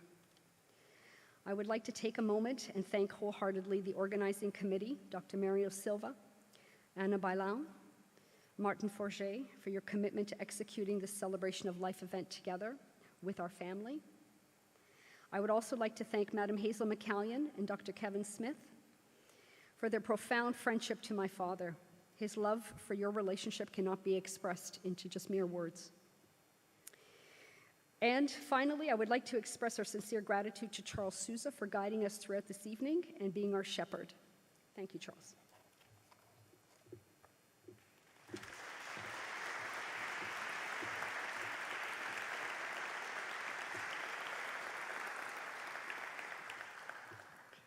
Hi, good evening, everybody. My name is Danny Tavares. I'm David's eldest son. I appreciate you all coming out to celebrate the life of my father. While he was unable to beat cancer, he was the strongest man I know. All of you who know him know that he was not a violent person, but he hated bullies. He always rooted for the underdog. He always rooted for justice. One evening at Ontario Place, him and I were leaving late. We witnessed 3 young men harassing a couple, and this made him angry. He told me to hold his cell phone. Back then, it was those cell phones that looked like a brick. He went up to the 3 young men and he said, "Why are you harassing this couple? They're not bothering you." One of the young men pushed my father. My father got angry. He said, "Don't push me." So he pushed him again. Then my father slapped him. The other man attacked my dad, and my father slapped him too. Before I knew it, all 3 of them were on top of him, and of course I had to step in. One was choking him, so I used the only thing I had, which was the brick phone, to hit him over the head. I thought it broke the phone. I couldn't believe this thing could break. But it turns out the battery just slipped out. It was half of the phone. Needless to say, they ended up running away. My father picked up one of the couple's hats that they were hitting. He gave it to the young couple and he said, "I'm sorry." And the man said, "Why are you sorry? You just stood up for us." And he said, "I'm sorry that had to happen." They thanked him, and we left. I was very proud of him. That taught me always to stand up for yourself and for others who could not do so. He had a lot of courage, was not afraid of most things. He followed his passion for flying early on by building an ultralight and learning to fly it without experience or lessons. This was interesting. He refused to give up when he had some mishaps and close calls. Flying for him became a lifelong passion. And he and I and all family members shared hundreds of hours together in the air, traveling throughout Ontario. It was his dream to bring his Cessna to the Azores. I know he would have had a great time with it there. I could see him now calling friends in Terceira from Punta Delgada at 6 in the morning. Luis, I'm coming up for breakfast. Pick me up at the airport. My father may have left the Azores, but his heart remained. You all know that. He never forgot where he came from, and he made sure we remembered it always. He even went so far as to bring all my brothers and my sisters, the children, there individually, and to share in the rich history of the family and the people. Our homes are filled with pictures, statues, plates of everything Azores. Our gardens here in Canada are full of hydrangeas, and he even had me alter the pH of the soil one day to foster some of the pink and blue hue. He bragged about the Azores constantly, of its beauty, its remoteness, and all of the individuality of the 9 islands in the archipelago. It was easy to get him to stop being mad at you. You just started talking about the Azores, and he forgot, why did you upset him? He was very proud of the young, loyal employees who joined him, and some of them have been there from the beginning a decade ago and are still there today. Business was another area he loved. I think the thing he loved about it most was interacting with people. He loved people, and it didn't matter who you were. He judged everyone by what they did and not what they looked like or where they came from or their education. He never confused education with intelligence. He knew there was a difference. Satisfying customers and thriving employees was his greatest aspiration. He did not settle for less than 100% customer satisfaction and pushing his employees to achieve even beyond their own perceived potential. He lived humbly, taught us to work hard every day, and warned us not to spend our time retired baking in the sun. He knew he was leaving us with a great responsibility, and he made sure we knew it too. He wanted us to be worthy of the wealth and told us to work hard every day and to serve our family, our friends, employees, customers, community, and country, to continue to work hard. He taught us early on that the satisfaction you get after an exhausting day of hard work made us feel worthy of the success that follows. His efforts to build businesses with his legendary stamina and his convictions,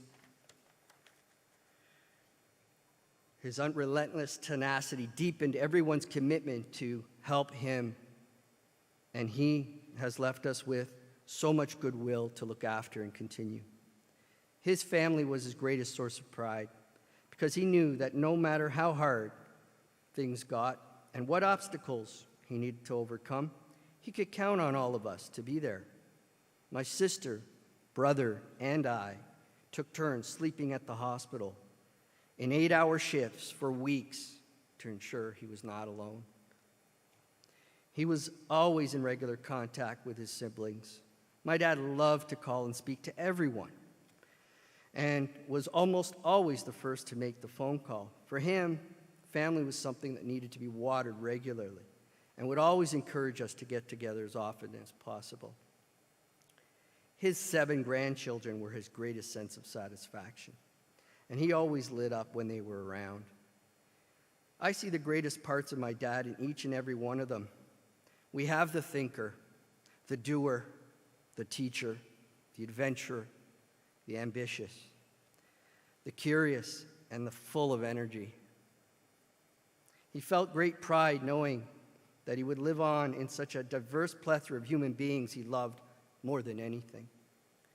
He loved young people and children a little more than adults, and I think it's because he felt responsibility to nurture them, even those unrelated to him, so they can grow and have a better life. He truly was an altruistic person. He was always working so that his family can enjoy a better life, and his idea of a bucket list was that it was too much selfish planning to even start one. He worked till the day he died, and even had us bringing the phone close to him so he could hear meetings while he lay in the hospital. I think that was the thing most people didn't know about my dad. He thought of himself as a steward rather than an owner of everything. Young people, businesses, products, land, these were the things he felt responsible for, not ownership. My father very early on preached how we were here for a short time and that the land, businesses, family needed to be cared for under our watch and ensure that the next generation received it not in the same but in better shape. Also for the next generation to adopt the same responsibility and act as a steward for the next generation after that. My dad had so many friends. You can see that here tonight. Some were every day, some were every week, some were once a month, some every year or two. No matter which you fell into, you were his friend no matter what. And when you talked to him, it was like you talked to him yesterday. Nothing changed between those times, and even when I witnessed some rare disputes with his friends, he always got over them quickly, even when he was right, because he cherished friendships, and he told us to do the same. Always get past your differences and cherish your friends.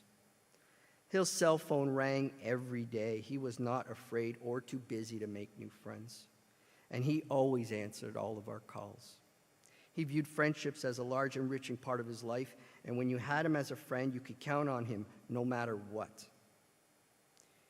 As he was fighting cancer, a lot of you came to his side to comfort him and encourage him. I am so grateful for you because you also comforted us.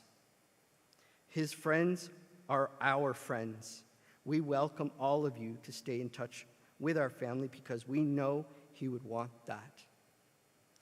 These were all key teachings and life lessons from him, for me, my family, and I made a commitment to him to continue with those same ideals. This was who he was, and all of us are better for have known him. I miss him terribly every day. Flying in his Cessna without him is one of the worst feelings because I think back at all those times he called me to go flying and I gave him an excuse. I wish I would have said yes every time. And flying without him in his plane is not the same. The only conclusion that I would agree with, or that he would agree with, is that to take advantage of everything while you're alive. Be with loved ones and friends. Share your time with others and make people and things around you better for having met and known you, just like he did so perfectly. Love you, Dad. I miss you.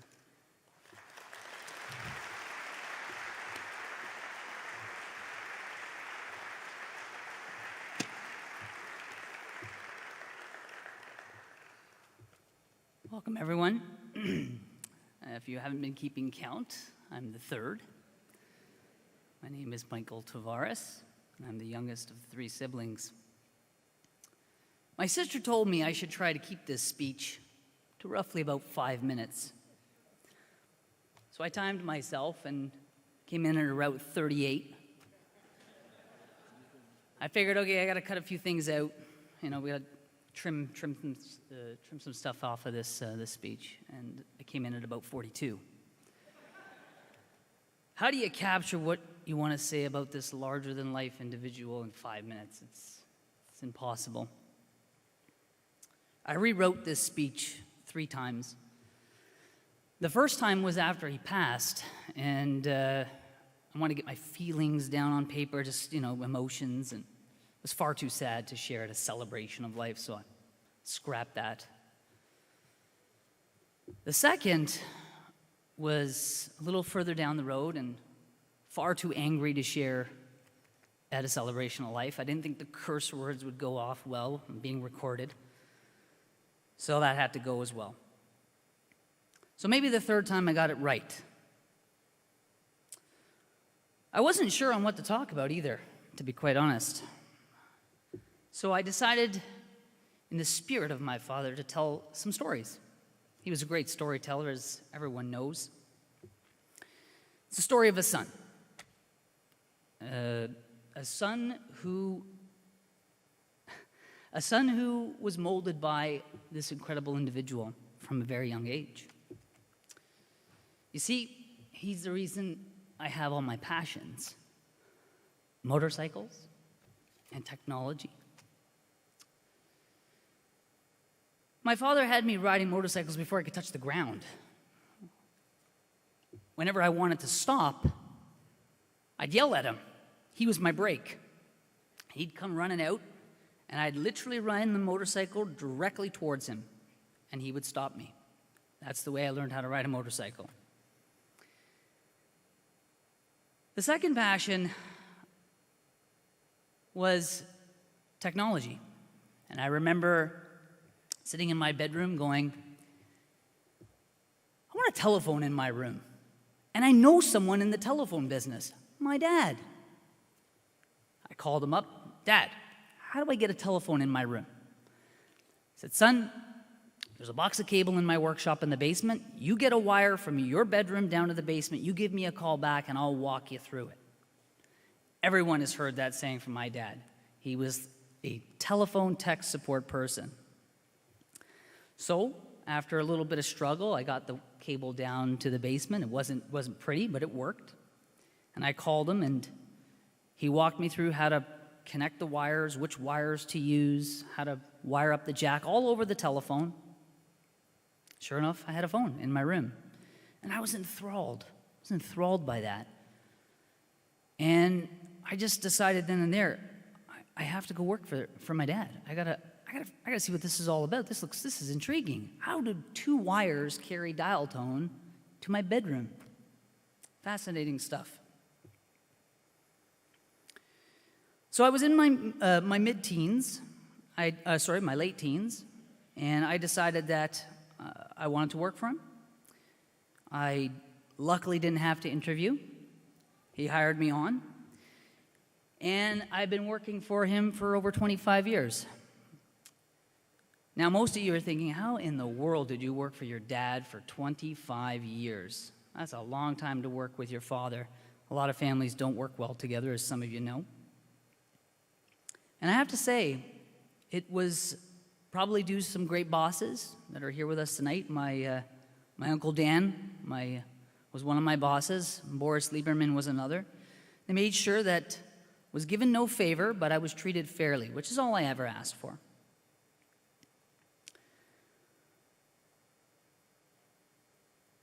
Looking back, I can honestly say it was great. It was fantastic.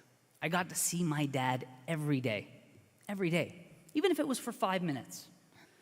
Sometimes it was for a veal sandwich at San Francesco's, a quick lunch out at John Vince Foods, up on the roof to fix an air conditioner in some cases. I was 30 feet from my dad 5 days out of the week. He would call me sometimes during the day, and I'd answer, and my name for him was Pops, so I'd say, hey, Pops. And if those of you who know us close, his nickname for me was Bum. So he'd say, hey, Bum. And he'd say, where's my hug? Okay, Dad, I'm on my way. I'd hang up, walk to the other end of the building, and he'd be sitting at his desk, and give him a big hug. Always remember that smell of his cologne, his Zorro cologne that he wore. And then he'd regale me with the latest invention that Connexall was doing, whether it was turning the heat on or turning the lights off or watering his plants or feeding the horses. Look what I did. And I knew it wasn't him. I knew it was Yehan or Hugo or Jason. Yeah, okay, Dad, you had the idea, but they built it. They made it work. He loved it. Sometimes he'd show me the same thing 3 or 4 times, like he forgot to show me. I'd just placate him. Oh, that's great, Dad. You showed this to me yesterday. You know that, right?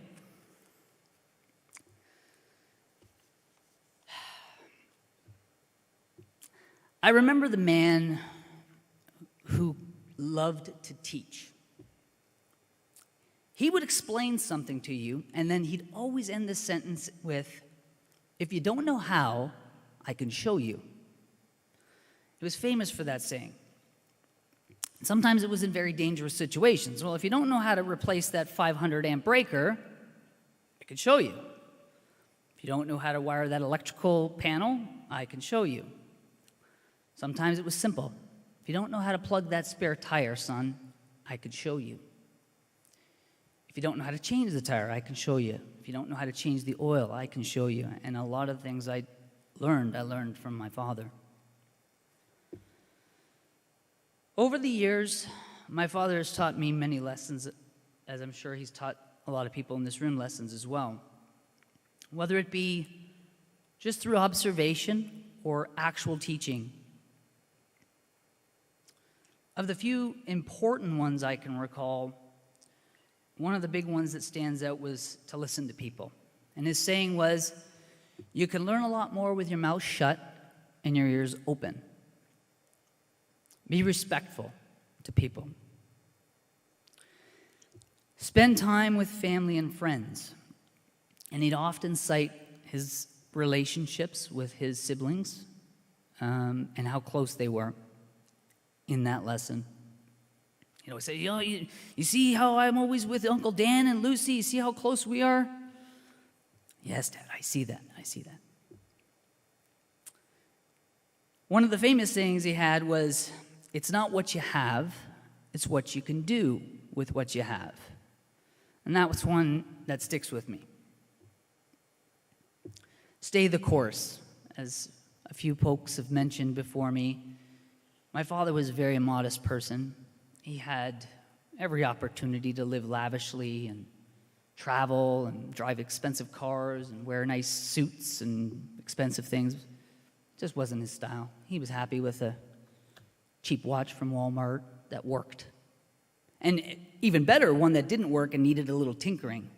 My father was, he'd rather have something that was a few years old and it was like a project than something that was brand new and didn't need any work. It was too shiny and new. No, something needs to get fixed on this thing. Stay the course. I said that one already. The final and most important lesson he taught me was actually upon his passing. We were walking through on his property, and he said to me, "I wish I had this 20 years ago when you guys were small." And I know what he meant, but I stopped him and I said, "Dad, you didn't have it 20 years ago. You couldn't have it 20 years ago. You were building it 20 years ago. You laid the foundation. You've done all the hard work." And I think he understood what I was saying. But the lesson was simple in that time. Talking to him, he was very reflective on what was happening in his life. And the lesson was live. Life is short. It's fleeting, and it's unpredictable. Don't sweat the small stuff. Enjoy time with family and friends. Make memories. That's all we leave behind, other than the material things, is memories with our family, our friends, and our loved ones. And we pass those memories down to our kids. And our kids take those memories and pass them to, hopefully, our grandchildren. Friends and family, co-workers, colleagues, friends from afar, friends watching online, I'd like to take the moment to acknowledge someone special, my Titi Aurelia, and my cousins Peter and Robert, Bobby, as I'll always call him. My Tatia lost her brother, but she's also lost her husband in the last few years. And our beloved cousin Paul a few years before that. I guess we can take some solace in the courage of the D'Souza family. And we can also take some solace that Paul and my dad and Joe are up there fixing something, and Deemish is yelling at them that they're not doing it right. In closing, I'd like to thank all the folks that have traveled from far. Folks that are here today that have traveled from overseas, friends and family, and most importantly, my cousin Ashley and Tracy, my sis, for putting on this amazing event.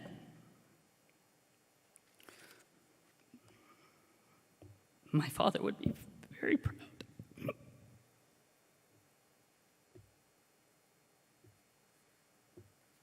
And humbled.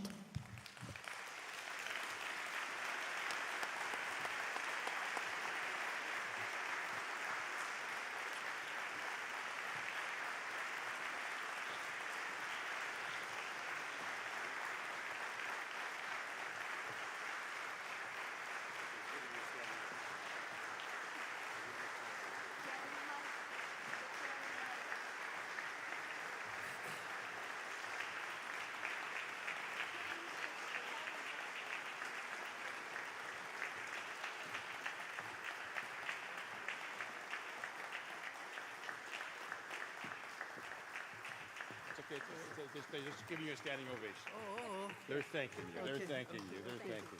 Thank you. Thank you. Thank you.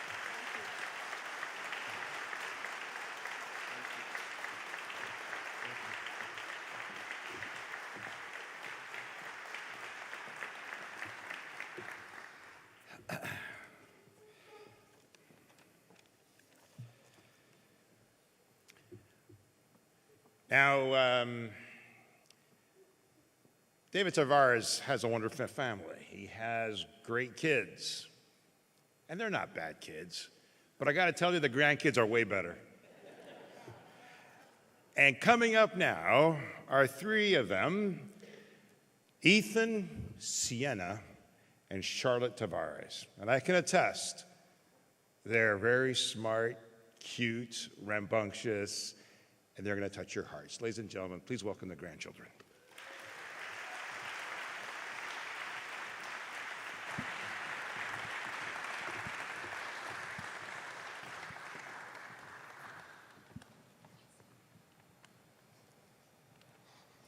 Hi, everyone. My name is Ethan Tavares. To me, David Tavares was my grandfather. I'm proud to be his first grandson. I'm privileged to have known my grandfather all these years. He never wanted me to call him Grandpa in Portuguese. He said it made him feel old. He wanted to be called Grandpa David. Getting together with my grandpa was always an adventure. We were always riding something. The motorcycles, the four-wheelers, the snowmobiles. He would tie a rope behind any of the snowmobiles and pull us behind him. Watch us flip off, get back up, do it again. He always asked me if I wanted to go flying for my birthday. He said, I'm going to take you flying around the CN Tower. Then we'll go out for breakfast. He picked me up bright and early, and away we went. It means a lot to me to be able to say I flew with my grandfather. He always had a story to tell me about how he grew up and how he came to this country by himself and how I have to be educated and become a leader. He always made me believe I should dream big and my dreams will come true. I just have to work hard.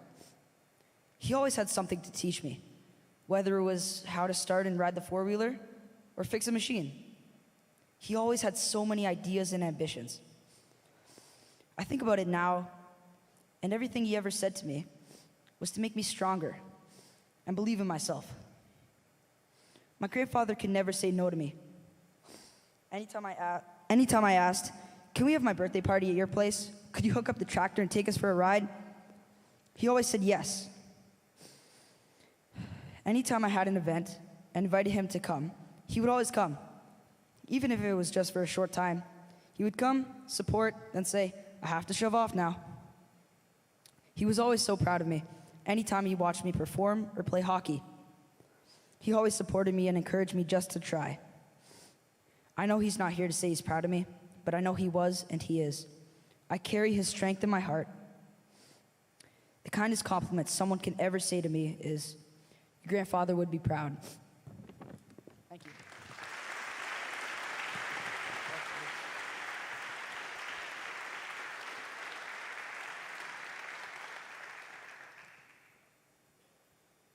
Good evening, everyone.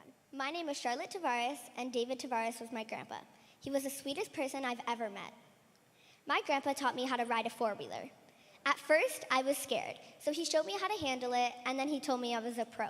I felt unstoppable. Every time we saw Grandpa, he gave us one jelly bean each. He did this because that's what his grandpa used to do. The boys would get their jelly beans and run away. My cousin and I stood there talking to my grandpa. Suddenly, the boys came running into the room and asked for more jelly beans. My grandpa said, "No, we're about to have dinner. After dinner, you can have one more." The boys ran away, and my grandpa gave my cousin and I one more jelly bean and told us to run away and let no one see that he gave us another jelly bean. So that's what we did. We ran away and started laughing. It was such a funny experience. To this day, I don't think the boys know we got extra jelly beans. I think Grandpa had favorites, don't you? My grandpa would do anything I asked him. He even started a commercial for me at school. He didn't memorize his lines and would read them off the paper, then add his own lines and say, "That's not on the paper, but I said it anyway." I can still hear him giggling. My favorite memory of my grandpa was on my 9th birthday. He took me flying in his plane around the CN Tower. He taught me the airplane alphabet, which is called the phonetic alphabet. After that, he took me out to breakfast at Cora's. That's a day I could never forget. I remember when he was sick. I went beside his hospital bed that he had at his house. He leaned over to talk to me and said, "Charlotte, help me get out of this bed. Let's go flying. Let's take the plane for one last go." I said, "Grandpa, I can't. We can't do that now." And he didn't care what I said. He said, "Don't worry about it. No one's looking. Help me get out quickly before anyone sees." That was one of my last moments with my grandpa, and it was something that will stay in my mind and my heart forever. These are just a few out of the billion memories I shared with my grandpa. I'm so happy that I got to spend these years with my grandpa. I'm grateful to have known someone so special and to be able to call him my grandpa. Thank you for listening. I hope you enjoyed some of the memories I shared with you.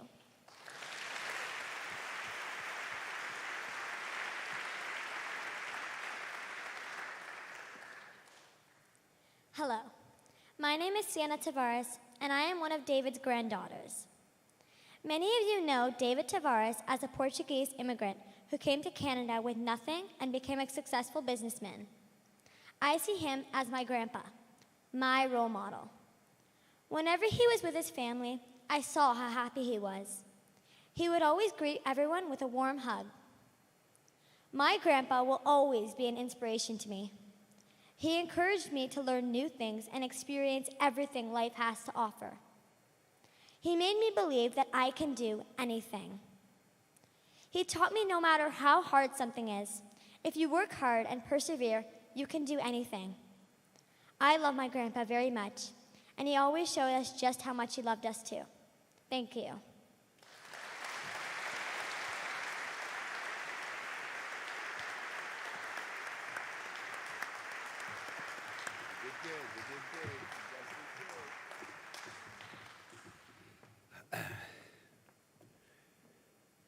They were crying when they were out there waiting to get on.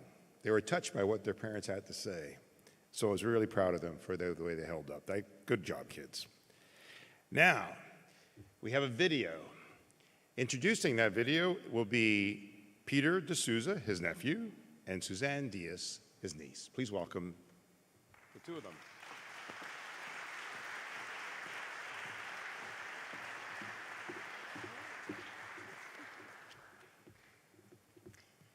As David's niece and nephew, we are so proud to be here to honor his legacy and his memory. David touched the lives of many people and achieved many accomplishments in business and in life, but to his many nieces and nephews, he was simply the best uncle. He was a kid at heart and always had time to play with us when we were children. We always looked forward to his arrival at family parties and were rewarded with no-holds-barred wrestling matches, and no one, no matter how big or small, was exempt from the games. He taught us early how to fend for ourselves. He also instilled in us a desire to take risks, to challenge ourselves, confront our fears, and be confident that we could do whatever we set our minds to do. He taught most of us to drive motorcycles and cars as soon as we were able to reach the gas pedal. He shared his love of flying with us, and whether you were in his plane, in his ultralight, or on his boat with him, it always felt safe. You knew nothing could go wrong with David around. And even when things did go wrong on a few occasions, you knew you'd survive. David could MacGyver his way out of any situation. He was there for you when you needed him, through highs and lows, graduations, weddings, new babies, new homes, personal loss and grief, and everything in between. We all enjoyed our unique relationships with David, and we will miss his warm smile and his keen ability to make everyone feel good just being around him.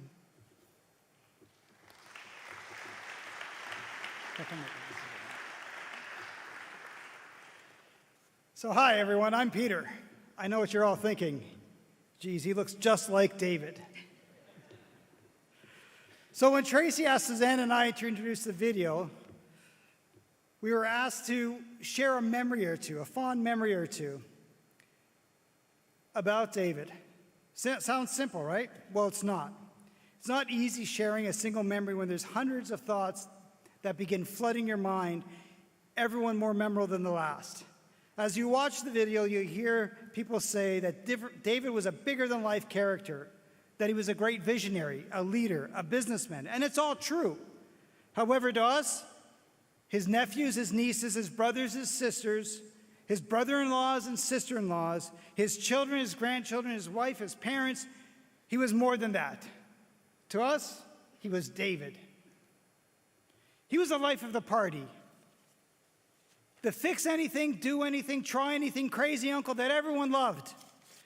I remember as a child, our families would all often gather for family functions, for holidays. We're Portuguese, that's what we do after all. We eat, we drink, and we talk. And for the record, those of you that aren't Portuguese, we're not yelling, we're talking.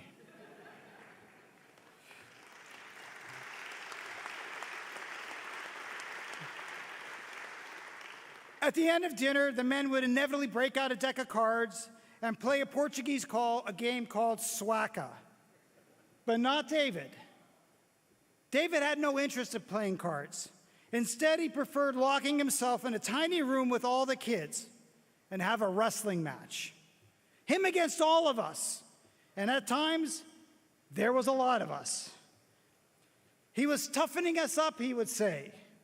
Imagine this now, if you can. David locked in a tiny room with a bunch of little kids, twerps as he liked to call us, wrestling. Now what harm could come from that? You were guaranteed three things were going to happen. Something was getting broken, someone was bleeding, and we were all getting yelled at, David included. That's the David we knew. Always being playful with the kids and enjoying life his way. No one could tell David how to live life. He wasn't about driving fancy cars or having homes in Florida where he can escape the harsh winters too. Instead, he was happiest when he was around his people, his family, his friends, and his employees. In the video, you're going to hear his family and friends and employees talk about him as being a visionary, a forward thinker, someone that thought outside of the box. And many of you that didn't know him well are going to think to yourself, sure he was. Well, let me tell you how much of a visionary and forward thinker he was. Back in the 70s, when all the custom vans were all the rage, David himself had one. To us, it was cool as hell. Shag carpet, refrigerator, bed in the back. The type of van that if your daughter's boyfriend rolled up to pick her up in, you'd shoot first and ask questions later. But David's van was a little different than everyone else's. It had a chimney. You heard me right, a chimney. You see, David installed a fireplace in his van. Yep, a wood-burning fireplace. Why, you ask? Why not, was his reply. Remember, this was back in the 70s. Many of you weren't even born back then. A fireplace in a vehicle? Crazy, right? Well, now fast forward to 2022, and anyone that's familiar with motorhomes will tell you that fireplaces are standard issues in high-end motor coaches. But they do it with electric. Wimps. It only took 40 years for the motorhome industry to finally catch up with David. And that's not the only example that I can give you. From automatic liquor dispensers using windshield water pumps to his home automation system before it became mainstream, he feared nothing but his mother and his sisters. He's fended off would-be home invaders, built planes, stood up for the underdog a time or two, and I believe even yelled at a cop for following him too close. He was the guy that can convince you to do anything. Come on, why not? Just try it. Were common phrases you would hear from him. Failure to David was not the act of not succeeding. It was the act of not trying. He was such a great role model that I often find myself thinking, what would David do? Excuse me. In a situation like this, when I'm dealing with kids in my own life. The other day, my stepson asked me if I could help change the wiring in a boat trailer that we have. I paused for a second, and then I showed him how to change the lights, how to run the wires through the trailer. I explained how everything worked. And if he experienced any problems down the road, that this is the way he would troubleshoot the problem. Why did I take the time to show him the whys and the whats? Because that's what David would do. All the men in David's lives were affectionately called bums, turkeys, and doofuses. And for you Portuguese friends, you're all bacalhaos. The women were all beautiful. Let's not make any mistake about it. David rustled a few feathers in his time and stepped on a few toes. But then again, who hasn't?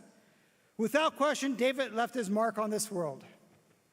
No one will ever know how many lives he's positively impacted, hundreds, maybe thousands. All we know is that he left this world a better place than he found it. Now, if we can all take a page out of his book and make this world just a little bit better than we found it, we'd all be better for it.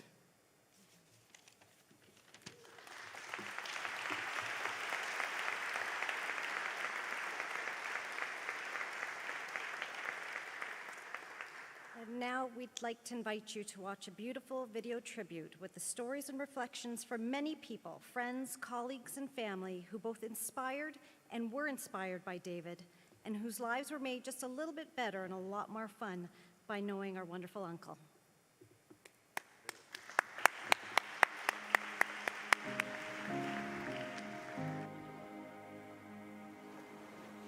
He left us more than a fortune. He said, I want you to be good stewards. I want you to continue serving your family. I want you to continue serving your community. I want you to continue serving our people. He wanted us to take care of the land. And so I honor him today by being a good steward. I came here last year and the grass was like this high. It was so high. And then I was looking at the grass saying, Dad, what are we going to do here? And I could hear his voice saying, cut the grass. So I went into his barn, grabbed his tractor, and cut the grass. And I just remember him saying while I was cutting the grass, be a good steward. So that's what I'm trying to do to honor him is cut the grass, take care of his employees, take care of his business, took care of his planes. That's how I honor him. I just tried to continue what he started.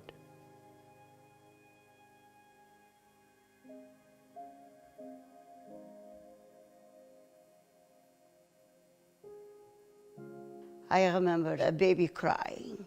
I was upstairs with my sister, Aurelia, and then after that, my father come up and say, you guys have a brother.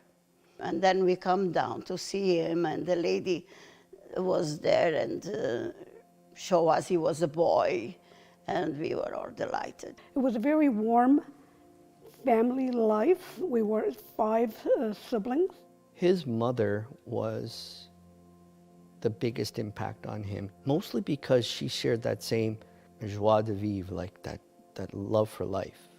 My father was already a very big visionary, and I think that's probably where David got a lot of his vision. He could see opportunities everywhere.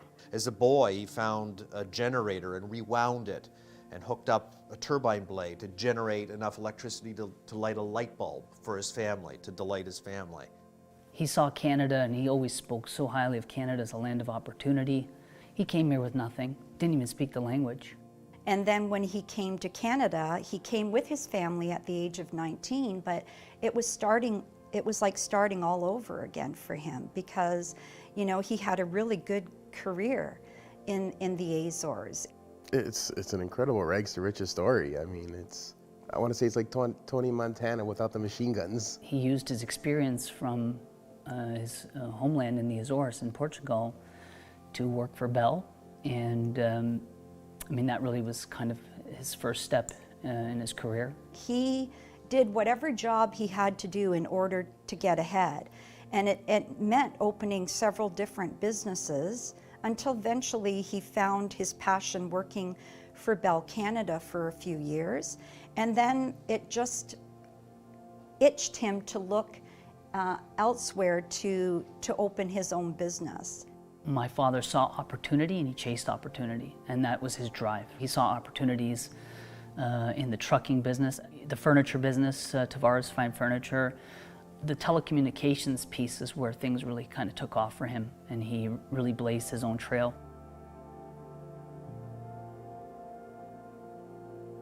Realizing the potential and the opportunity in the late 80s with deregulation of the telecommunications industry. My father jumped in with both feet. He got out of the furniture business and really put all his efforts into teleconnect systems. Globestar came along a little further down the line where they created this amazing software. Very quickly that evolved in the healthcare space. Essentially someone came to him and said, hey, can you make this phone ring when I pull this button? Connexol began from there, and now it is software that runs almost 70 to 80% of all hospitals in North America at least. Connexol truly showed us the potential of bringing together a connected healthcare ecosystem. The success of Connexol is really truly around its people first. Which David nurtured since the day I met him. I knew he nurtured and valued his team, and the solution and the value that it offers for healthcare institutions and for patient care. When I first met David, immediately I could see just how warm of a person he was, like the warmth. You know, he'd greet you with this megawatt smile of his, and just, you know, engulf you in this bear hug, and just genuinely happy to see you. When I first met David, went into his office, and I was immediately at ease. I received a call, so I made my way and sat down and immediately was entranced by this larger-than-life character, you know, with a booming voice and a back slap, you know, and that trademark greeting of his. The very first time we met, I got there and David was nowhere to be found, but he was up on the roof, in the ceiling, pulling cable. And he was there, and that's how I interviewed him. He was up there, and I was down here, and he'd poke his head over every once in a while. And we got to know each other. We had some laughs, and he put me to work. He said, can you hand me that wire? It's like, through the whole time, he was working. And that impressed the hell out of me. Like, I liked him. He looked at me from his office and said, "Hey, I see a new face, come on in." He made me feel right at home from day one. The first time that I met David was in 2013, and this is when I realized how extraordinary David was. It was my first time that I talked to David. The first time I met David, I found him very personable, very easy to talk to, very comfortable. I do remember meeting David for the first time. It was very interesting in that I felt this sort of warmth. You know, I hadn't seen somebody like David take that extra time to make sure you were comfortable. I only found out afterwards that it was David, who was the founder and CEO, who was trying to make me feel at home. My earliest memories of my uncle are just how playful he always was. He was a fantastic uncle, and he loved hanging out with all of his nieces and nephews. I'd have to say tobogganing in the snow. My dad teaching me how to ride motorcycles, but those are probably some of the very, very early memories. He was a family-oriented man, and he was always concerned about the welfare of not just the company, but also the people in it. We were family to him. All his staff, they were an extended family. That's what he would say, the family. Oh, what a great family I have. You know, I have a family here and a family when I go home. He was very much like a father figure to us. David had an open door policy pretty much. If someone needed to talk to David, he was always available. He could be in a meeting on the biggest deal ever and you call him and he'd pick up the phone. Be in the meeting. Just that's the way he was. You'd answer his phone. And for him, the spouses it was such an important integral part of the extended family of being a part of the company. In his speeches, he always would mention, you are guys here because the support, thanks to support of your family. And it was really something that really touched my heart. You had no reason to go look anywhere else. All you wanted to do was to stand beside him and help him succeed. He inspired me, inspired many in the office, and we just wanted to support him in any way we could to ensure that his visions came to reality, right? If you didn't find David in his office, and you didn't find him on the phone or in a meeting, and you would know where to look for him. He's standing right there, admiring that living wall. I remember David coming downstairs and, you know, he just tapped me or slapped me on the back as he usually does. And he said, you did it, you did it. And he was just so happy. He just walked away with this big smile. He was just so happy. And that's who David was. He was proud of his people. And he always gave people opportunities. And he constantly pushed me out of my comfort zone. I would not be the person I am today without David. You know, when you think nobody believes in you, and he believed in everybody. You'd always say to us, you know, it's just not my company, you're part of the company as well, and treat it like it's your company. As the owner, as the entrepreneur, David, he was very hands-on, and he was never on an ivory tower. He loved to build teams. He believed in the power of inclusion and putting together different skill sets to develop real solutions for complex problems. As a small business owner, there are constant things to knock you down. And over the years, there were no shortage of circumstances and things that maybe took the wind out of David's sails, and any lesser man would have given up. He truly, deeply cared about doing the best possible job. Dust yourself off and get up and start fighting the next day. The same day He wouldn't wait to the second. I've never witnessed anyone with that degree of tenacity to keep doing and keep, sailing into the wind as he did. A word to describe David, I think to me, I would say adventurous. Genuine. Charismatic. Leadership. If I had to kind of winnow it down to just one, tenacious. Fabulous. Kind. Friendship. Honest. One word is not enough, but like I said before, he was a visionary. Incredible. Extraordinary. Courageous, endearing, he's just a great person.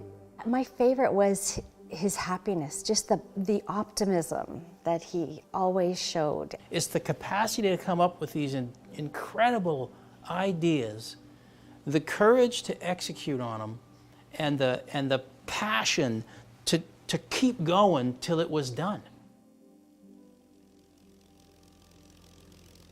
When I hear the word ultralight, I think of one of David's passions. He bought an airplane without even knowing how to fly. It was an ultralight. He put it together with my help and my brother's help, the kids' help, every single bolt, literally attaching wings, and he flew it. And he flew it. And he crashed it several times. That's David for you. He was coming to the warehouse and looking for parts for this ultralight with the screws, and I'm missing this one, this. So I was always saying, David, you sure that this ultralight will be able to take off? Don't worry, it will take off, you will come with me. We showed up at Daniel's farm and with a bunch of pipes and pieces of fabric and this motor, and he's like, what are you doing here? He's like, we're building a plane. I marveled at his ability to decide he's going to fly planes and build one and then fly it. Because he wanted to know it from the ground up, Brian. I'm not getting in it if I didn't build it. David, I'm not getting in it if you did build it. So we got something going there. He would try and get you to fly the plane too as well. So he was like, come on, grab the yoke and I'm going to let go and you grab the yoke and try and just, and he would guide you. He loved flying so much. He loved flying. You couldn't get him in a bad mood on an airplane. We went flying a few times. We crashed once. It was just this fun thing that we used to do at my uncle's farm. He would come up and we would all go flying with him. We would go pretty regularly on Sundays for flights together. Started flying with him when I was probably 12 or 13. My first time I ever left the ground, he accelerated. It was grass hitting me and it was smelly, it was hot. And I remember bouncing, and then all of a sudden, smooth, like nice. And I watched the trees get smaller and smaller and smaller. And that was I was like, wow, this is great. And we flew around, and then we landed, and that was my first flight ever, leaving this earth, was with him. He could fix anything. His talents, he could fix anything. And a lot of people wonder, was he a businessman? He wasn't really a businessman. He was an engineer. He was just a guy who loved to tinker. He was an engineer and one of the best, especially around electronics. He really liked to motivate people. He really liked to bring the best out of people. And he was never afraid. He's a very courageous man. He's never afraid of anything. He had a way of making everybody feel special. And every time something wrong, it was David, because David had the magic to fix everything. He loved to celebrate. He loved to celebrate. He loved being the host. He'd enjoy and relish the enjoyment of others. He was just curious about people. He just wanted to know who you were, what you were about, what you were doing here, how you came to be here, a little bit of your history. Got up in the morning, and we had serious problems, bad situations, and he would say, okay, let's have bacon and eggs and let's go attack the problem, work these problems. He would do it in a happy way. I would say that that was the best thing he ever gave me. He was a teacher. He definitely tried to impart his knowledge on everyone. He didn't want people to have to make the same mistakes maybe he made. What didn't he teach me? He taught me everything. He taught me, he was always teaching. He never would shut up. He always did it not to be annoying. He did it because he cared. Again, he was just wanted me to not make those mistakes. The biggest thing I learned from David, it was probably if you believe in something, if you want, you can get it. The most important lesson that I learned from him was make sure to take care of your people and your team members. David taught me to give customer service that was second to none. He was genius with his training.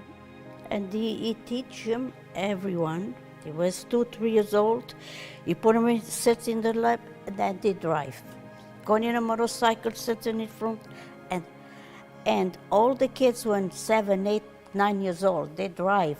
Even the ones that were scared, he would encourage them to get on. Like that was, his big thing, to see the kids doing the best that they could do, to be the best they could be as well. Not shying away from doing anything, trying different things. That's something he imparted not just on me, but a lot of people that he came in contact with, was an open mind, right? Have an open mind, try different things, experiment. What I learned most from my uncle was just to be confident, to try new things. And this is, again, what he does is he kind of takes you out of your comfort zone. He wants you to, come on, you can do this. He was always about pushing you to do things that you didn't think you could do or didn't think you'd ever do. He really pushed all of us to be adventurous, to take risks, to be confident. So he's always trying to teach me something, pushing me to do something out of my comfort zone.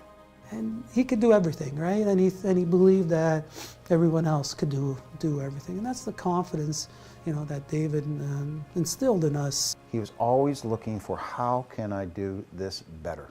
The most valuable lesson that I think I learned from David is, it's keep going. If you have a passion and you have an idea and you believe in it, do the work and keep going. Never give up. Just keep going. Things always work out. They may not work out the way that you expect it, but they will work out. Never give up. Success means to overcome challenges. Just to never stop, just to keep going, to never quit. No matter what you're looking down at or what's looking down at you, you're gonna get through it one way or the other. You're gonna come out the other side. If at first you don't succeed, try again type of attitude. If my kids could love life like he did, I'd be happy for them. Because really, that's all we have, right? If you're not loving life, then really, what's the point?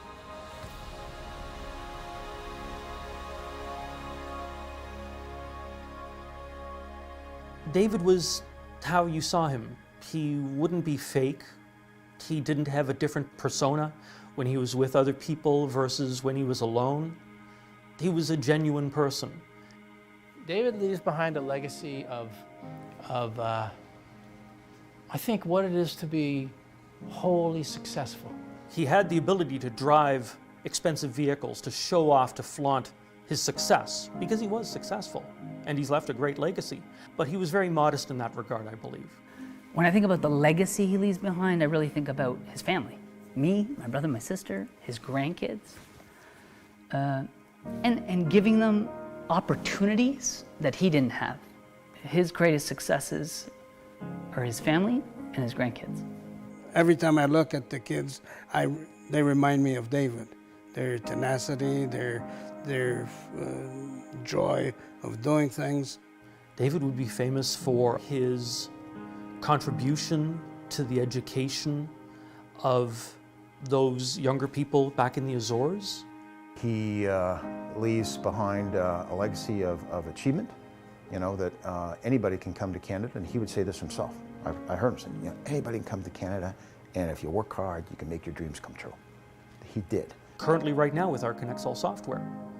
This is a very impactful piece of software that he has nurtured and developed and dedicated his life to. He didn't just work hard and hoard. He didn't hoard it. He shared it, and he did good with it. His legacy is that we must always strive to do our utmost.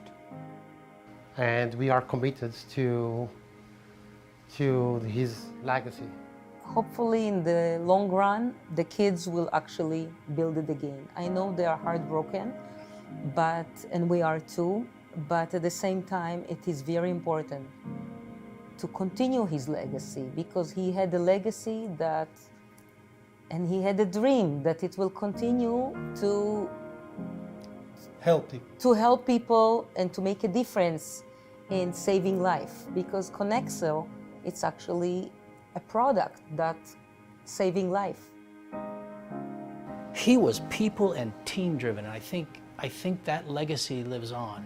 It certainly does through the school that he founded and the opportunities that he gave to his beloved island of the Azores, in Portugal.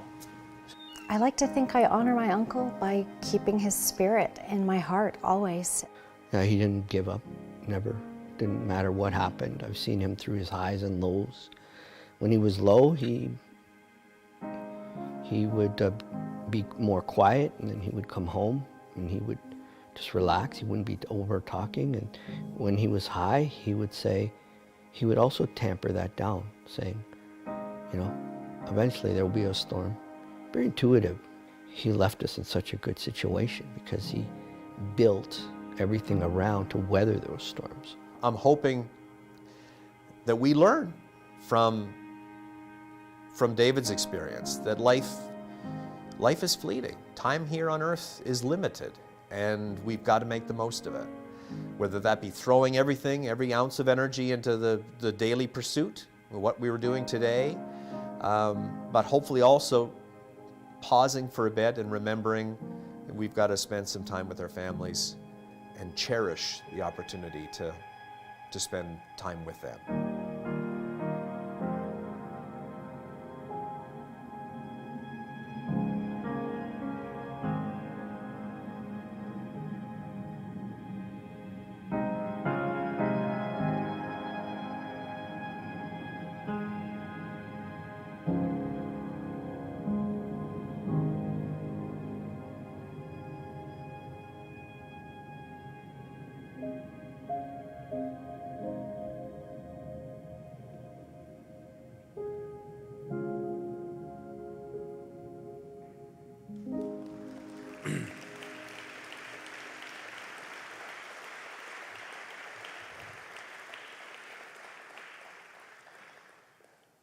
David, as you know, is always had a special place in his heart for the Azores, for faith. And being in the telecommunications sector and in technology, he streamlined his favorite churches in the Azores so that he can see it 24 hours a day, and so others can appreciate the Mass and the work done by others. And today we have Father Padre Adriano Manuel Torres Borges, o reitor do Santuário do Senhor Santo Cristo dos Milagres em Ponta Delgada, em São Miguel, to give his blessing.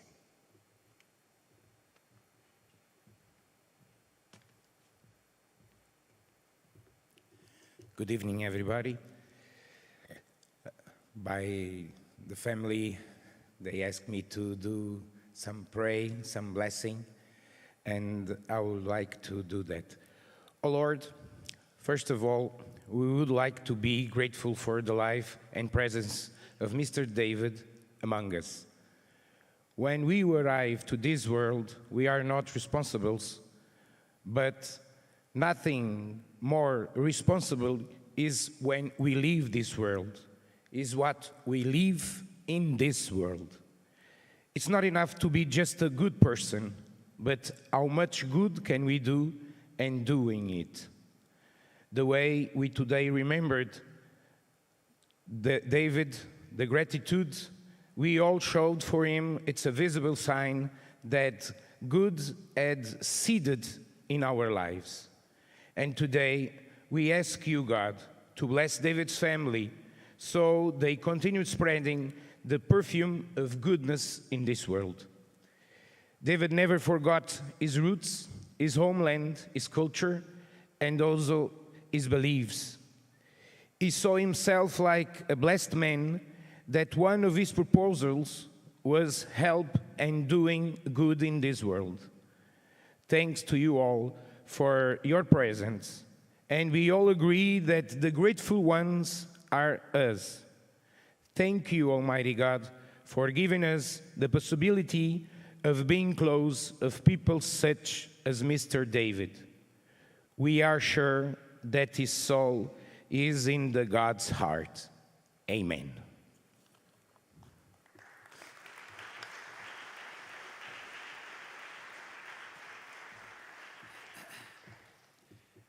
Well, you've been sitting a while, almost 3 hours. You're going to have an opportunity to stand up as we sing the national anthems, sung by an extraordinary singer in our community who I consider to be the best at singing the Portuguese national anthem. But before we do that, I want to also acknowledge on behalf of the family a great thank you to all of you for attending and for participating and paying tribute to a great man. I want to thank the organizing committee, which included Martin Forget, Mario Silva, and Ana Bailao, for helping us put this together. And of course, the family for hosting us today. So thank you on behalf of them. And now, please rise as we welcome Isabel Singe to sing the national anthems.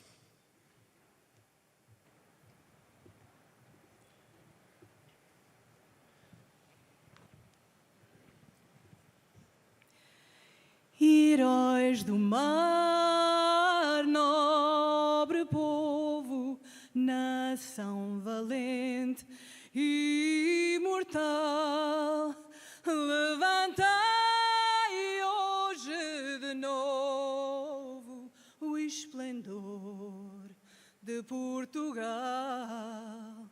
Entre as brumas da memória, ó pátria, sente-se a voz dos teus igrejos avós, que há de guiar-te à vitória.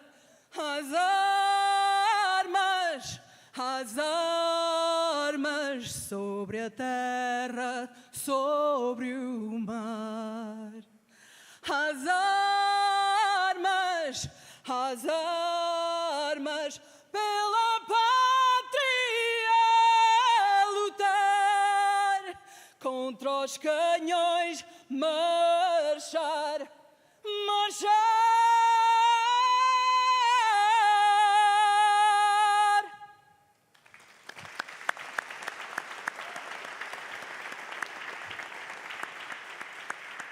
Oh, Canada, our home and native land, true patriot love in all of us command.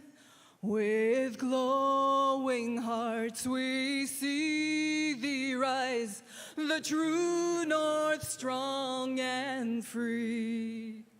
From far and wide, oh Canada, we stand on guard for thee.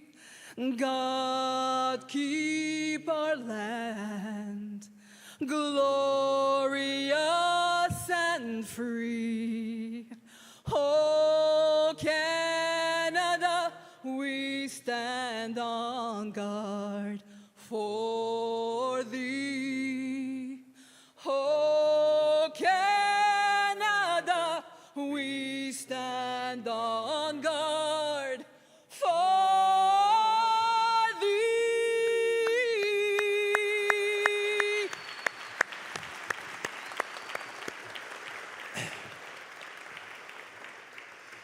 You know, David had an infectious smile. You can see him always smirking, and he's looking down at us now, smiling again with thanks that we're paying tribute and keeping his memory alive. Rest in peace, my dear friend, and to all of you, good night. Thank you.